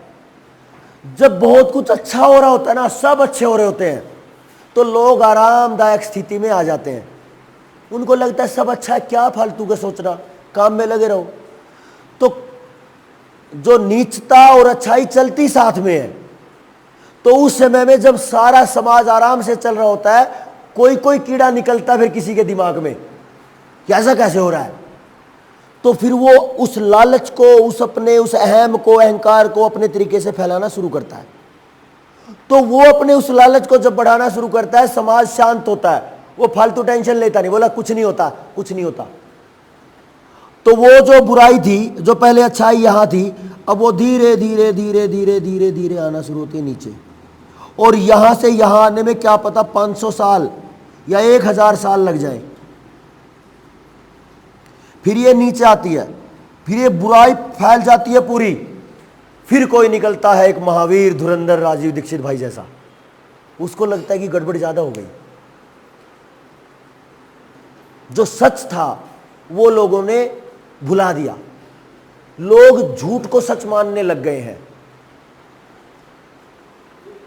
इसमें जैसे आप कह रहे थे कि राजा बीच में मिले हो, तो राजा के भ्रष्ट होने की वजह से उसमें ज्यादा दोष किसका माना है कि वो प्रजा जो एकदम सहज हो रही है, जैसे धनानंद का उदाहरण है, तो इसमें क्या ज्यादा दोष किसका माना है? एक बार इसको पूरा कर दूं। हाँ, जब यहां आ जाते हैं ना तो फिर कोई पैदा हो जाता है, फिर किसी आनंद को पैदा कर देता है, किसी देवेंद्र को पैदा कर देता है, कोई और पैदा हो जाता है, तो फिर ये धीरे धीरे अपना काम करते हैं, फिर ये ग्राफ ऊपर चढ़ता है, फिर ये चढ़ता चढ़ता सालों, हजारों, 500 सालों में यहां आता है। ये चलता है, इसलिए बोलते हैं यदा यदा ही धर्मस्य ग्लानिर्भवति भारत। जब जब पाप बढ़ेगा तो कोई ना कोई ऐसा पैदा होगा जो उसको बदल देगा। लेकिन मुझे ऐसा भी लगता है उल्टा भी है, जब जब ज्यादा पुण्य बढ़ेगा कोई ना कोई नीच ऐसा पैदा होगा जो उसको ही बदल देगा। ठीक है, तो ये चलता है। अब बात आई देखो इसकी आनंद भाई वाली जो है, देखो क्या है, जो देवेंद्र भाई ने की रिसर्च जो आप सुनते हो उसको समझ, ये समझ आ गया ना सबको? कुछ क्लियर हुआ? अब जाके बता सकते हो लोगों को? हाँ जी, सवाल है क्या? एक बार इसको साफ कर देता हूं, ये भाई का इसी में। हाँ हाँ जी, समझ में आया। न्यू कहाँ से चालू हो गई, स्लो हो गई, क्या हो गया, ये समझ में आया।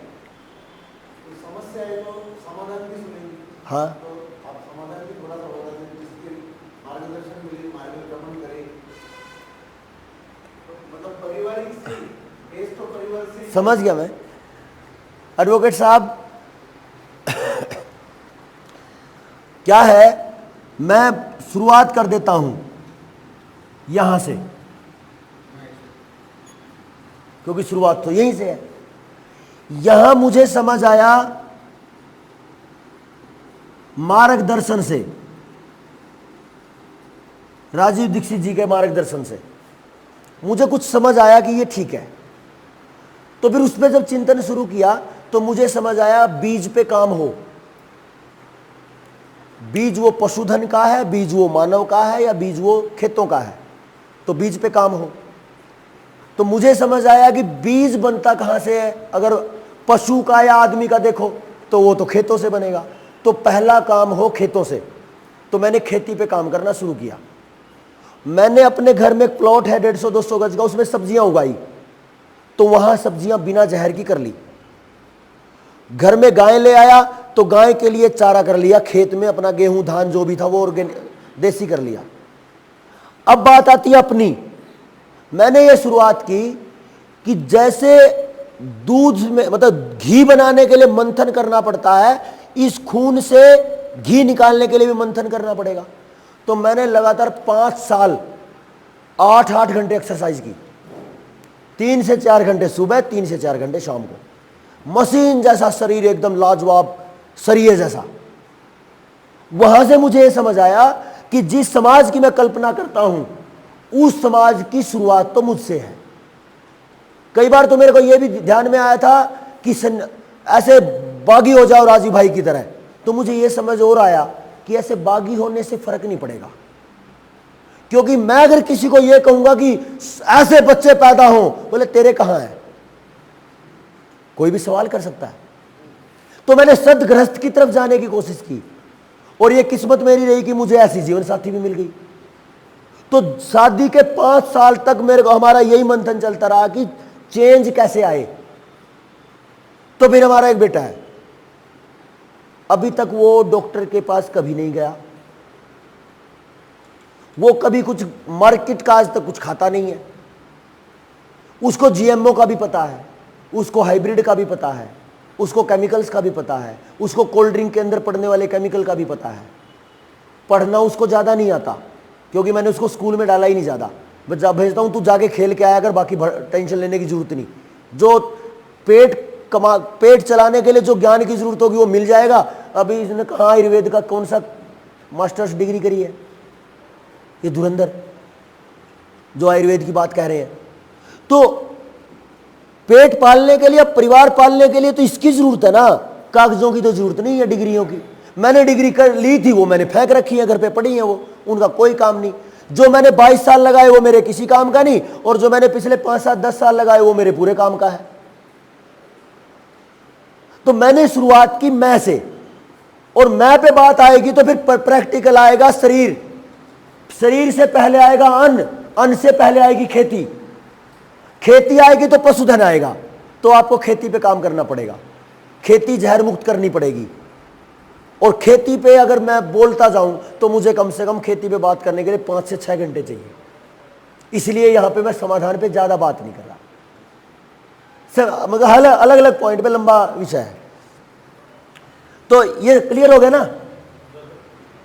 है ना? कोई सवाल?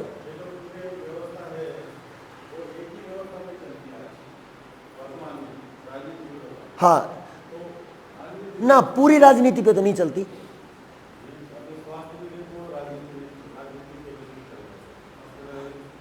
चलो मान लेते, हाँ राजनीति में चलती।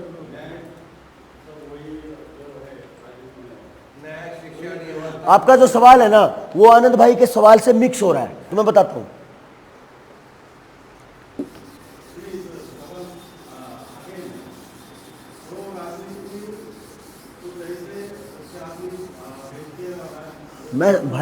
मैं समझ गया। हाँ, आप कह रहे हो कि राजनीति को ही सफाई कर दिया जाए तो अच्छा है, मैं समझ गया हूं आपकी बात। देखो, जो मैंने कल आपको बताया था, चोर आया, शेर आया, जिस दिन शेर आया उस दिन कोई नहीं आया, वही कंडीशन राजनीति में भी है। इतने लोग आते हैं कि केजरीवाल जैसे, हम बदलेंगे देश, फिर कोई मोगली जी आएंगे, हम बदलेंगे हिंदुत्व, बदल दिया हिंदुत्व, नाश कर दिया, सबको ठोक दिए, है ना? फिर आता है एक वो, क्या नाम है उसका, ओवैसी ओवैसी, क्या नाम है, असुद्दीन ओवैसी, उसने मुस्लिमों को सबसे ज्यादा ठुकवा दिए।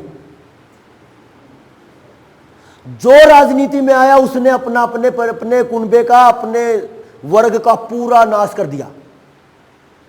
तो कहने के लिए जो आता है कि मैं बदलूंगा, लोग उसके साथ चल पड़ते हैं, फिर वो बिक जाता है, और ऐसा होते होते बड़ा लंबा समय हो गया, तो लोगों का विश्वास वहां पे भी टूटा हुआ है। मैं हूं, अब समाज को अच्छा लगने लग गया, मैं कल बोल दूं मैं राजनीति करूंगा, और कल गड़बड़ कर दी तो जाके फिर क्या? समस्या यहां है।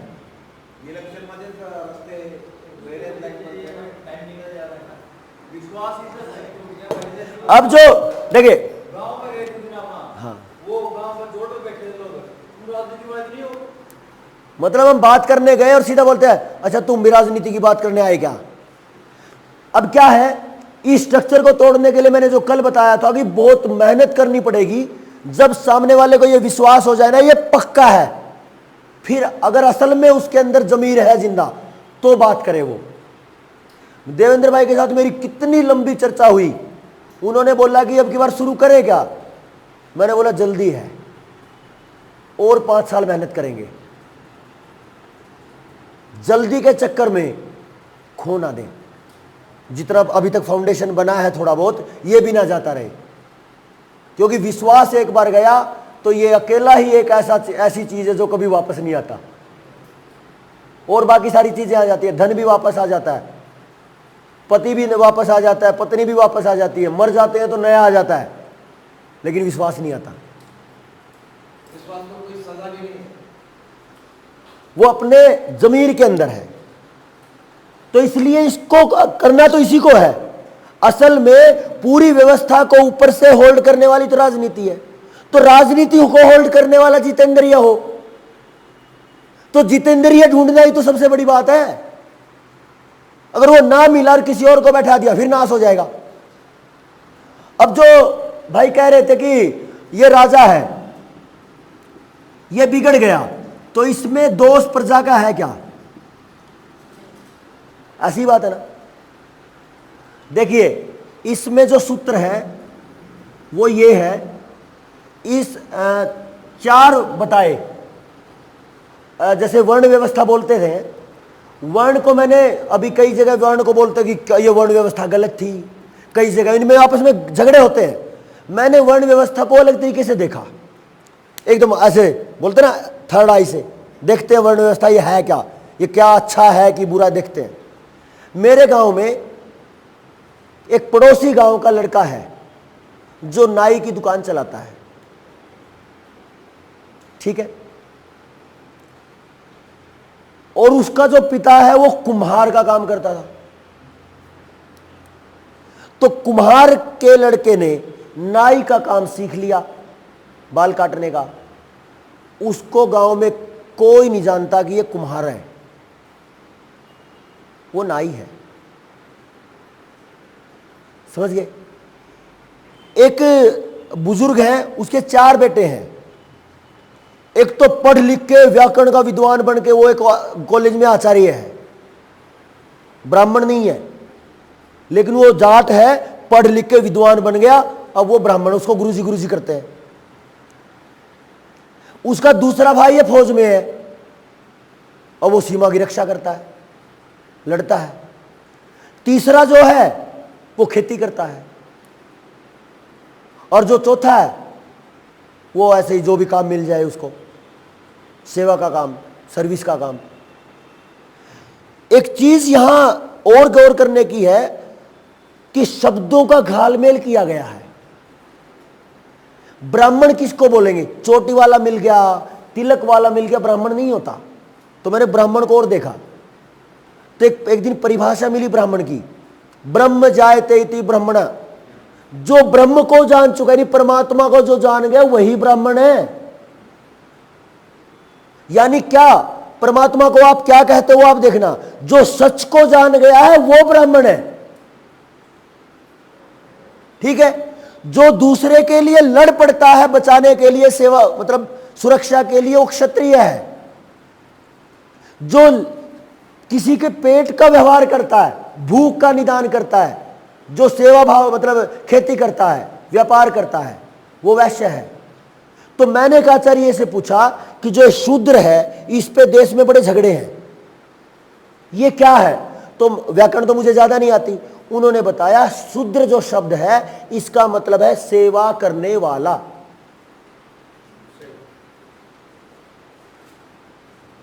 जैसे सुख और दुख, सु होता है अच्छा महसूस करना, ख होता है इंद्रियां। इंद्रियां जब आपकी अच्छा महसूस करें तो सुख है, और दु यूज होता है बुरा, बुरा महसूस करना। जब आपकी इंद्रियां बुरा महसूस करें तो दुख है। तो सु और दु और ख का जो अर्थ है वैसे ही शूद्र का एक अर्थ है। आजकल क्या आप पिछले 25 साल का वो देखो, देश में सर्विस सेक्टर जो है वो 7% जीडीपी से 40% तक चला गया है। यानी जो लेन देन का काम है, ट्रांसपोर्ट, मजदूरी, नौकरी, जो ये सेवा का काम है, ये सेवा का काम बहुत बढ़ गया, मालिकपन घट गया। यानी जो स्वावलंबन था वो नीचे आ गया, अपने घर के काम थे वो खत्म है, अब नौकरी दिहाड़ी है। तो यहां जो लोग हैं, अगर मैं इनको ऐसे समझूं, आप समाज के बुद्धिमान लोग हो तो आपको कभी भी किसी के शब्दों में नहीं फंसना, समझना है, ठीक है। तो जो जितना ज्यादा समझ गया वो ब्रह्म को जान गया, यानी जो जितना ज्यादा सच समझ गया तो वो ब्राह्मण है। और ब्राह्मण किसी के घर भी पैदा हो सकता है। जाट के घर में एक ब्राह्मण पैदा हो गया, एक फौज में लग गया तो क्षत्रिय पैदा हो गया, एक खेती करता तो वैश्य हो गया, और एक ऐसे दिहाड़ी मजदूरी करता तो शूद्र हो गया। एक ही मां बाप को चारों पैदा हो सकते हैं। और अगर वो शूद्र है, जो अभी अनपढ़ है, जो दिहाड़ी करता है, वो कल मेहनत करे और विद्वान बन जाए तो शूद्र ब्राह्मण बन सकता है। और ये बात वो पुस्तक कहती है जिसके बारे में बहुत लोग मतलब चिल्लाते हैं। इसको भी मैंने पढ़ के देखा, मनुस्मृति। गालियां देते हैं बहुत लोग। मैंने इसको देखा कि यार ये इस किताब ने देश का बंटाधार कर दिया, नाश कर दिया, पढ़ तो लूं। पढ़ के देखा तो मनुस्मृति में वो 4 पॉइंट बताए हैं कि ये सारे के सारे भाई काम के ऊपर हैं।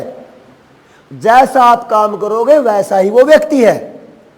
अब मेरा गांव उस कुम्हार के लड़के को नाई क्यों कहने लग गया बताइए? क्योंकि वो काम वो करता है। अब पहले तेली तेल निकालता था, अब एक राजपूत के लड़के ने मेरे गांव में वो मशीन लगा ली, कोल्लू लगा लिया तेल का। अब उसको ही बोलेंगे ना उससे तेल वाले से ले आ। किसी को चाहिए ना पता होगी वो राजपूत है। राजपूत का असली काम क्या था? सुरक्षा। अब वो जो व्यापार में चला गया तो वैसा है वो, जैसा काम उसका वैसा उसका नाम। तो यहां से जो आनंद भाई कह रहे थे वो आता है कि जो ये राजा है, ये क्षत्रिय है, इसके बाजुओं में दम है, लेकिन यहां दम इसका ब्राह्मण से नीचे है। तो इसके ऊपर, या एक और इस तरीके से समझिए, क्योंकि ये सारे सवाल समाज में बहुत घर कर रहे हैं और बहुत परेशान करते हैं। तोड़ दिया इन सारे सवालों ने समाज को। इसी के ऊपर तो लठ बजता पूरे समाज का, पूरे देश की राजनीति का इसी ने तो नाश कर रखा है। कोई धर्म के नाम पे, कोई मनुस्मृति के नाम पे, कोई शूद्र के नाम पे, कोई किसी के नाम पे बर्बाद कर दिया। वही मनुस्मृति जो ये कहती है कि सबसे ज्यादा बुद्धिमान ब्राह्मण है, पता वो मनुस्मृति और क्या कहती है? गजब की बात, यह ब्राह्मण, यह क्षत्रिय है, यह वैश्य है और यह शूद्र। अगर शूद्र गलती करे, किसी शूद्र ने किसी लड़की को परेशान कर दिया, तो इसको दंड मिलेगा 2 कोड़े।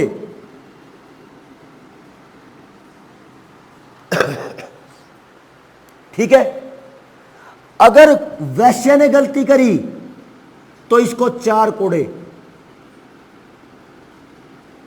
अगर क्षत्रिय ने गलती करी तो 8, और अगर ब्राह्मण ने गलती करी तो 16 कोड़े।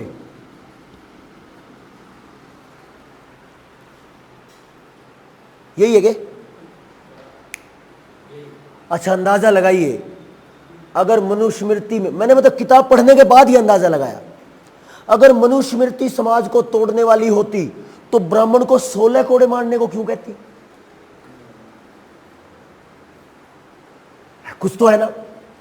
अगर वो शूद्र को गंदा मानती तो उसको बचाने की बात क्यों करती? मैं आपके दिमाग में सवाल कर रहा हूं, यह मेरा फाइनल डिसीजन नहीं है कि आप इसको सुनो और समझो और मान लो। मैं आपको यह कह रहा हूं कि इसको समझिए, और इसका लॉजिक भी है। अगर मैं शूद्र को बच्चा मान लूं, बच्चा मतलब जिसको समझ नहीं है, अनपढ़ है, एक अनपढ़ व्यक्ति को ज्ञान है ही नहीं, तो जो ज्ञानी नहीं है उसने जो काम किया वो अज्ञानता में किया, तो बिना जानकारी के कर दिया। और अज्ञानता में बोलते हैं देखो गलती होगी, पता नहीं था, तो बोलते हैं चल कोई बात नहीं जा। हो जाता है ना, ऐसा होता है कि नहीं? तो इसीलिए ये कहते हैं इस व्यक्ति को जानकारी नहीं होती, जो ये गलती करता है बिना जानकारी के कर देता है, इसलिए इसको सबसे कम दंड है।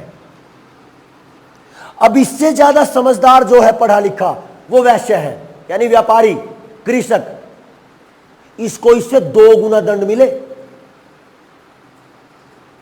और इससे ज्यादा है क्षत्रिय, राजा,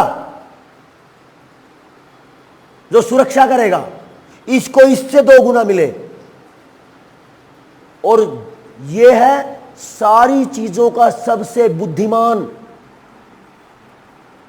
सब चीजों को जानने वाला, इसको इससे भी 2 गुना मिले, है ना? हाँ, अरे तेरा ये बोलते ना, तेरे को पता था फिर भी डूब गया तू जाके। किसी को नहीं पता हो कि सड़क पे गड्ढा है, वो तो गाड़ी को ठोक भी दे। जो डेली का आने जाने वाला वो ठोक दे तो बोलेंगे तेरे को शर्म नहीं आई, तेरे डेली जाता है। और 2 थप्पड़ और पड़ेंगे माँ बाप के, तो उसको दंड क्यों ज्यादा? क्योंकि उसको उसका ज्ञान था, उसकी जानकारी थी। तो यहां अनजान को सबसे कम दंड है, सबसे ज्यादा जानने वाले को सबसे ज्यादा दंड है। और यह बात मनुस्मृति कहती है, पढ़ के देख लेना। लेकिन इसमें एक और चक्कर है, बहुत सारी किताबों में मिलावट भी कर दी गई, समाज को अमेंडमेंट। तो समाज को, ये राजीव दीक्षित जी को सुनना आप, काफी जगह दिक्कत है समाज का। देखो मैं बताता हूं, मेरे गांव में सारी बिरादरियां हैं, SC BC ST जनरल सब है। जब कोई बुजुर्ग गुजर जाता है ना, एक भी जाति का व्यक्ति नहीं बचता जो उसमें नहीं बैठता आके दुख में। गांव में बताइए। और एक और चीज, मैं एक तरफ इधर एक बनिया है, उसके बराबर में दूसरा वाल्मीकि है या कोई और है, अगर उसके घर में हादसा होता है तो सबसे पहले वो वाल्मीकि काम आता है, पड़ोसी है। इंश्योरेंस वाले तो आते हैं कि नहीं आते, वो तो चाहते हैं कि 2 पैसे कभी देने पड़ जाए, नहीं आएंगे। पड़ोसी सबसे पहले आएगा, वो किस बिरादरी का आज तक किसी ने नहीं देखा। बताओ, आप देखते हो क्या अपने बिरादरी को, अपने बराबर के पड़ोसी को? ये जो सद्भाव है ये यूनिवर्सल है, और जो ये बिखराव है ये राजनीतिक है। तो जब हम समाज की कल्पना करते हैं जिंदगी बचाने की, तो अब हमें इस संबंध के बीच में जो राजनीति घुस गई है ना धक्के से, इसको उठा के फेंको तो बात बनेगी। अब बात कह रहे थे कि अगर राजा बिगड़ जाए तो इनका बाप बैठा है क्षत्रिय के ऊपर, ज्यादा बुद्धिमान। जब ये सबसे ज्यादा दंड लेने का अधिकारी है, तो ऐसे नीच को हटाने का अधिकारी भी तो यही होना चाहिए, निर्णय लेने का, मंत्री परिषद। हाँ, ऐसा नीच है तो उसको हटाने का ये होना चाहिए, इसके ऊपर बैठा हुआ। तो यहां गलती प्रजा की नहीं, ये प्रजा का नाम तो इस फर्जी लोकतंत्र में आ गया, जहां पे लोकतंत्र है भी नहीं कि लोग बदलेंगे तो राजा बदलेगा। अरे कहां है राजा? मंत्री है, कौन सा? प्रधानमंत्री, और प्रधानमंत्री के ऊपर राजा हुआ करता है। अब समझो आपके देश का प्रधानमंत्री, तो राजा कौन है? राजा कोई और है। और जो जिसको पगार मिलती है तो वो कहां का प्रधानमंत्री? को तो नौकर है। राष्ट्रपति वो खुद पगार लेता है तो वो खुद नौकर है किसका? ये सब OIGS है, इसका ये मामला अलग बाद में समझेंगे। ऑन इंडिया गवर्नमेंट सर्विसेज, चपरासी से लेके राष्ट्रपति, on India government services OIGS है, ठीक है ना जी? सरकार नहीं है। इनको अगर पूछोगे प्रूफ दिखाओ जी, आप सरकार हो, इनके पास कुछ भी नहीं है। जिस दिन आप है ना, देखो जिस दिन आप इस मुद्दे को 1 लाख 2 लाख लोगों तक ले जाओगे, उस दिन बताएंगे पूरे देश को कि सरकार क्या है। हाँ जी भैया जी, यही तो बात, अभी तक हमने ये नहीं पता कि सरकार क्या है, क्योंकि जो नौकरी करने वाला है, पगार लेने वाला नौकर होता है, वो राष्ट्रपति नहीं होता। हाँ, भारत आप हो लेकिन वोट वाले नहीं, कुछ और है। मालिक आप हो, सब आप हो, लेकिन वोट देने के नाम पे मत बोलना कि मैंने वोट दिया इसलिए मालिक हूं, वो कुछ और है, बाद में बात करते हैं। ये समझ आया ना सिस्टम? तो हमें अब यहां पे क्या करना है, जो हमारा दृष्टिकोण है उस दृष्टिकोण को बहुत वाइड एंगल देना है ना? देखो मैंने अपनी आंख के आगे ये इतनी जगह रखी, अगर मैं यहां देखता हूं तो केवल आधा इंच दिखता है, लेकिन यहां से देखता हूं आगे जाके मुझे कई किलोमीटर दिखता है। तो आप जब अपनी दृष्टि को दूर देखोगे तो आपको वाइड एंगल दिखेगा, और जब जितना ज्यादा वाइड एंगल लेंगे उतना ज्यादा चीजें क्लियर होंगी।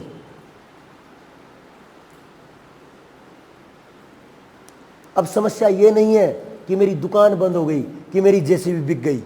समस्या ये है कि हमारा सब कुछ खत्म होने को है। ना परिवार, ना संबंध, ना अधिकार, ना जमीन, कुछ भी नहीं। लेकिन एक बात जो मेरी देवेंद्र भाई के साथ बड़ी लंबी रही, वो एक बात बोलते हैं कई बार, देखो जो झूठ का महल है ना, वो रेत के ढेर जैसा है। एक लात मारो ऐसे आ जाएगा। तो आपको एक लात मारनी है, लेकिन लात कितनी ताकत से मारनी है वो अपने को बनानी है। और कच्ची लात नहीं मारनी, नहीं तो मारेंगे ही नहीं।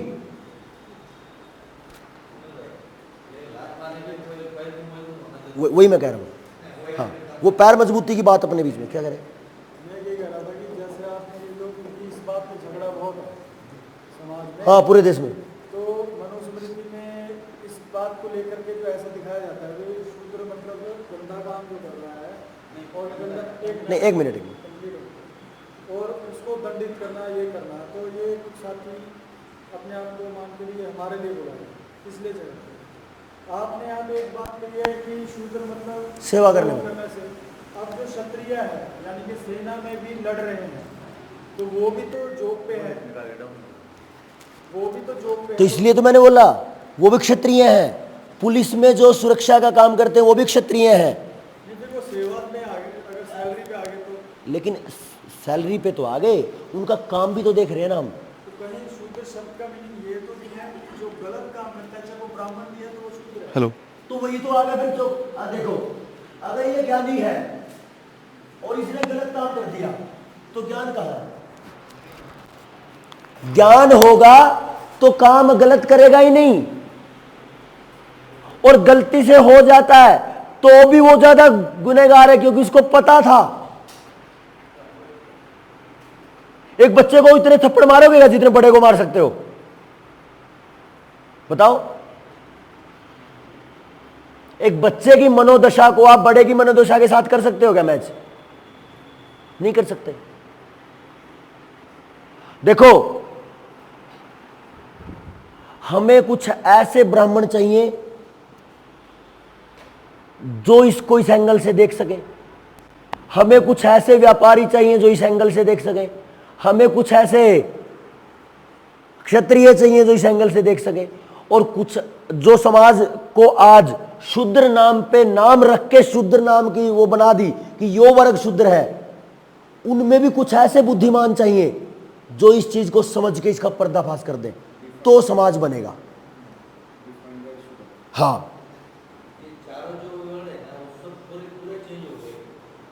देखो, जो जाति है ना, जाति का मतलब है जानकारी वाली। जो जो जानता है वो उसकी जाति है। अब जैसे पहले कुम्हार था, अब वो नाई का काम जानता है, तो अब वो नाई उसकी जाति हो गई। अच्छा, एक और चीज देखो, कर्म के काम करने के ऊपर। अच्छा, एक बात बताइए, एक परिवार है, चलो मैं ये मान लेता हूं कि बहुत सारे शूद्र लोग बैठे हैं जिनको आज का समाज शूद्र कहता, मैं तो नहीं कहता, आज का जो समाज कहता है कि शूद्र लोग बैठे हैं। आप समझिए कि आप हो वो, अपने आप को मान लीजिए। आप सफाई का काम करते हो, आप गंदगी उठाने का काम करते हो, आप पशु, मरे हुए पशु उठाने का काम करते हो, जो भी है, जिसको खराब से खराब काम मानते हो वो। अच्छा, एक बात बताओ, एक आदमी है, आप अपने आप को लेना, आपके परिवार में 2-3 महिलाएं हैं, 2-3 लड़कियां हैं, कुछ बच्चे हैं, जो वो काम नहीं करते, काम करते हैं उस घर के आदमी, ठीक है जी। और जो उनका घर है वो डेली झाड़ू लगाते हैं, पोछा लगाते हैं, साफ सफाई रखते हैं। समझना बात को, सुन रहे सारे? अब क्या हुआ, शाम को पूरा दिन काम करके, मैला ढोके, मैले की सफाई करके, और वो आदमी आया। जिस औरत ने, उसके घरवाली ने सारा दिन चकाचक करके रखा था, क्या उसको घर में घुसने देगी ऐसे? अपने ही घरवाले को? घुसने देगी जी?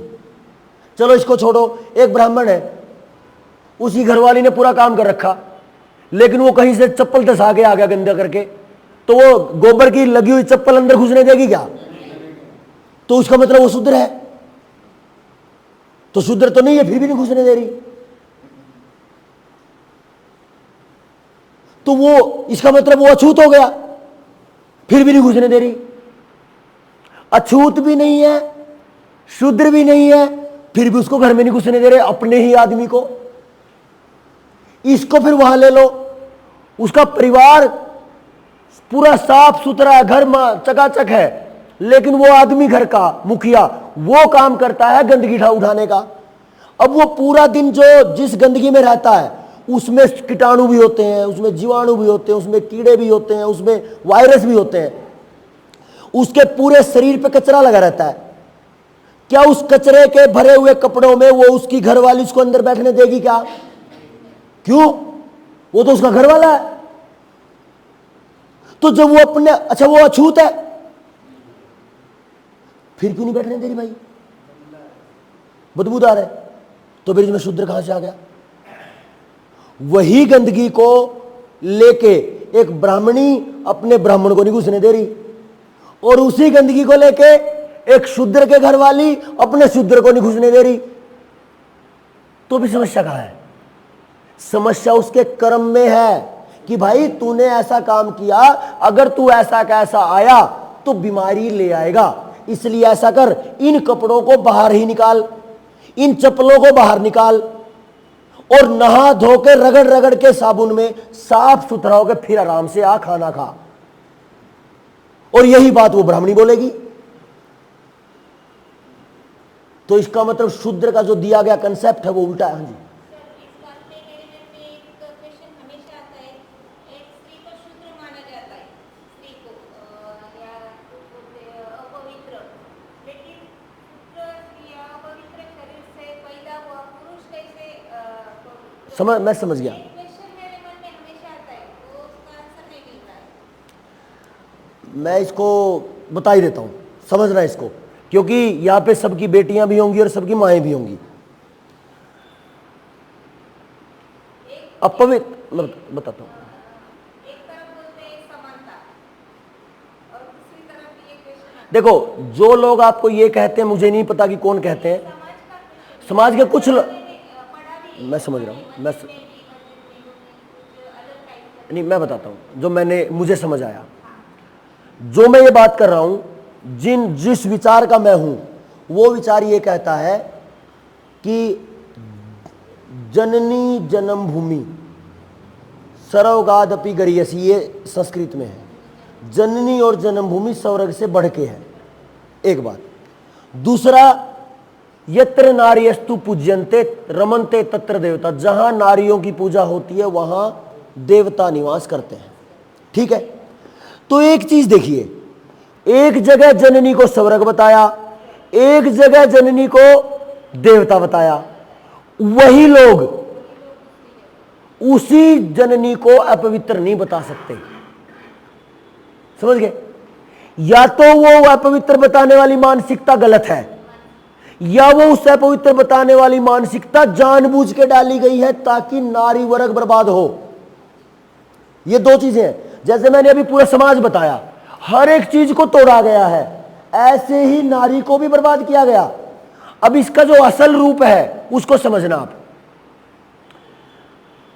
एक मासिक धर्म है, जो मां का धर्म है, धर्म यानी नियम, उसका जो मासिक महीने का जो नियम है वो सब माताओं में है, सब औरतों में, सब बेटियों में, सब में है। अब क्या होता है, उस समय पे वो शरीर बहुत हीट में होता है, क्योंकि उसमें से वो गर्मी होती है, तभी गर्मी बाहर रिमूव होती है, बाहर रिलीज होती है। वो जो गर्मी बाहर आ रही होती है उन दिनों में उसका शरीर बहुत ज्यादा मतलब सेंसिटिव होता है। और अगर वही शरीर अपने घर में रसोई में काम कर रहा है तो वही काम वहां पे लागू होता है, जो एक बाहर कचरा उठाने वाला व्यक्ति अंदर नहीं आ सकता। यह है काम। अब क्या करते हैं, इसका एक और काम है। अगर एक मासिक चक्कर वाली महिला अगर बच्चा पैदा करने के प्रोसेस में चली जाए तो पति पत्नी दोनों कैंसर से मर सकते हैं। इतनी बड़ी बात हमारे ऋषियों ने बोल रखी है। तो वो क्या कह रहे हैं कि जो ये 4-5 दिन है, ये नियम है, ये सिद्धांत है प्रकृति का, इन दिनों में वो मां अलग से बैठी रहे, तो इसमें तो कुछ गलत नहीं है। शूद्र का मतलब आगे से ये नहीं कहना कि वो उसका कद नीचा है, या तो उसको ये बोले कि वो ऐसा काम करके आया जिसको छुआ नहीं जा सकता। एक जो गंदगी उठा के आया है या जो गोबर उठा के आया पशुओं का, उसको कपड़े घिसाए जा सकते हैं क्या, या उससे गले मिला जा सकता है क्या? अपने ही भाई से क्यों नहीं गले मिला जा सकता? क्योंकि उस समय अछूत है। वो अछूत मतलब उसको छुआ नहीं जा सकता, क्योंकि वो धसा हुआ है गंदगी में। जैसे ही नहा धो लेगा फिर मिला जा सकता है। तो क्लियर है सब। और ये देखो, ये जो माहौल है ये महाराष्ट्र में और कई राज्यों में बहुत ज्यादा घर कर गया है। इसको निकालना आप लोगों की जिम्मेदारी है। जब तक इसको नहीं निकालोगे तब तक हम देश की सही बात नहीं कर सकते। मैं कई बार बोलता बोलता रुक जाता हूं, क्या पता किस मानसिकता का आदमी सामने से बैठा हो। सब आपकी तरह थोड़ा है पूरे क्लियर, जो सही होगा मान लेंगे, गलत होगा छोड़ देंगे। क्या पता कोई लठ लेके बैठा, अच्छा तू शूद्र को ऐसा बोल रहा है। अरे भाई, मेरे घर में मेरा बापू मेरे को ये कहता है पहले नहा के अंदर, 2 दिन से ऐसे घूम रहा है पसीने वाले कपड़ों में। जब मैं ये लॉकडाउन हुआ तो मैं मध्य प्रदेश आदिवासी एरिया में से गया था, तो पूरा तांडव था, हाय बीमारी हाय बीमारी। मेरे पिताजी बोले एक काम कर बेटा, तू कुछ मानता हो कुछ ना मानता हो, पता नहीं होता, मुझे नहीं पता कि क्या है क्या नहीं, लेकिन मैं ये कहता हूं तू बाहर से कई दिन से आया है, ट्रक में आया लटक के कि कैसे आया, अपने कपड़े बाहर निकाल, नहा धो के बढ़िया, फिर आ, फिर खाना खाएंगे। तो मेरे बापू के लिए मैं अछूत हो गया। अछूत मतलब जिसको छुआ ना जा सके, तो वो एक स्थिति है। और अच्छा एक और चीज है, जो शाम को आके नहीं छुआ जा सकता वो सुबह जाते समय छुआ जा सकता है कि नहीं? क्योंकि वो सुबह सुबह नहा धो के जा रहा है और शाम को आके नहा लिया था। मानसिकता भी है और परिस्थिति है कि वो काम करके आया है, गंदा है, नहीं छू सकते भाई, मैं भी बीमार हो जाऊंगा या घर में गंदगी फैलेगी। बेसिक थीम है। और ये बेसिक थीम जिस दिन समझ आ जाती है उस दिन अपना समाज, आपको बताओ, आपको यहां बैठ के किसी को लगा, किसी ने बोला कि तुम कौन तुम कौन तुम कौन, असल में समाज ये है। समय कितना हो गया? बहुत टाइम हो गया ना, 12 बज गए। तो एक काम कर लो, कहाँ गया आनंद? आनंद भाई चाय के लिए बोल दो, एक बार चाय पिला देते हैं और फिर सेशन ले लेते हैं अगला। अब आपके बोलने की बारी आएगी, फिर एक 1-1.5 घंटा, फिर एक पॉइंट है, साफ साफ सीधा सीधा बात करना कि कौन सा आदमी कैसे समझता है, ठीक है? जो मान लिया आप हो महाराष्ट्र से, और महाराष्ट्र में ये जो मनुस्मृति का, शूद्र का, ये बहुत ज्यादा घालमेल होता है, बहुत ज्यादा है। इसका काम कौन कर सकता है? लोहे को लोहा काट सकता है। शूद्रों में जो ये कहते कि आज की व्यवस्था में शूद्र है, अगर मान के चलो कि मेरे को कोई बोले कि तू शूद्र है, तो आज की व्यवस्था का मैं शूद्र हूं, तो मैं क्या कर सकता हूं? अपने ही शूद्रों में बैठ के और ये सवाल कर सकता हूं। ये नहीं कहना कि ये तुम गलत कह रहे हो ना, बोले भाई देख ये अछूत कहते हैं, लेकिन मैं तो अपने घर वाले को बाहर से आके अंदर नहीं घुसने देती जब तक नहीं नहाता हो, तो मैं भी नहीं छूती उसको। तो अछूत का मतलब तो ये हो सकता है। शुरू में गालियां भी पड़ेंगी, अगर आपको गालियों से डर लगे तो मत करना, हो सकता है कि नहीं? लेकिन जहां समाज बचता हो, जहां समाज इकट्ठा होता हो तो वहां व्यक्तिगत गालियां और व्यक्तिगत सिस्टम काम नहीं करता, है कि नहीं? साथ वाले लोग गाली देंगे, इतने बुरे थोड़े से दिन का है। मैंने क्या किया, अभी अगले सेशन का विषय है, रोक ले इसने।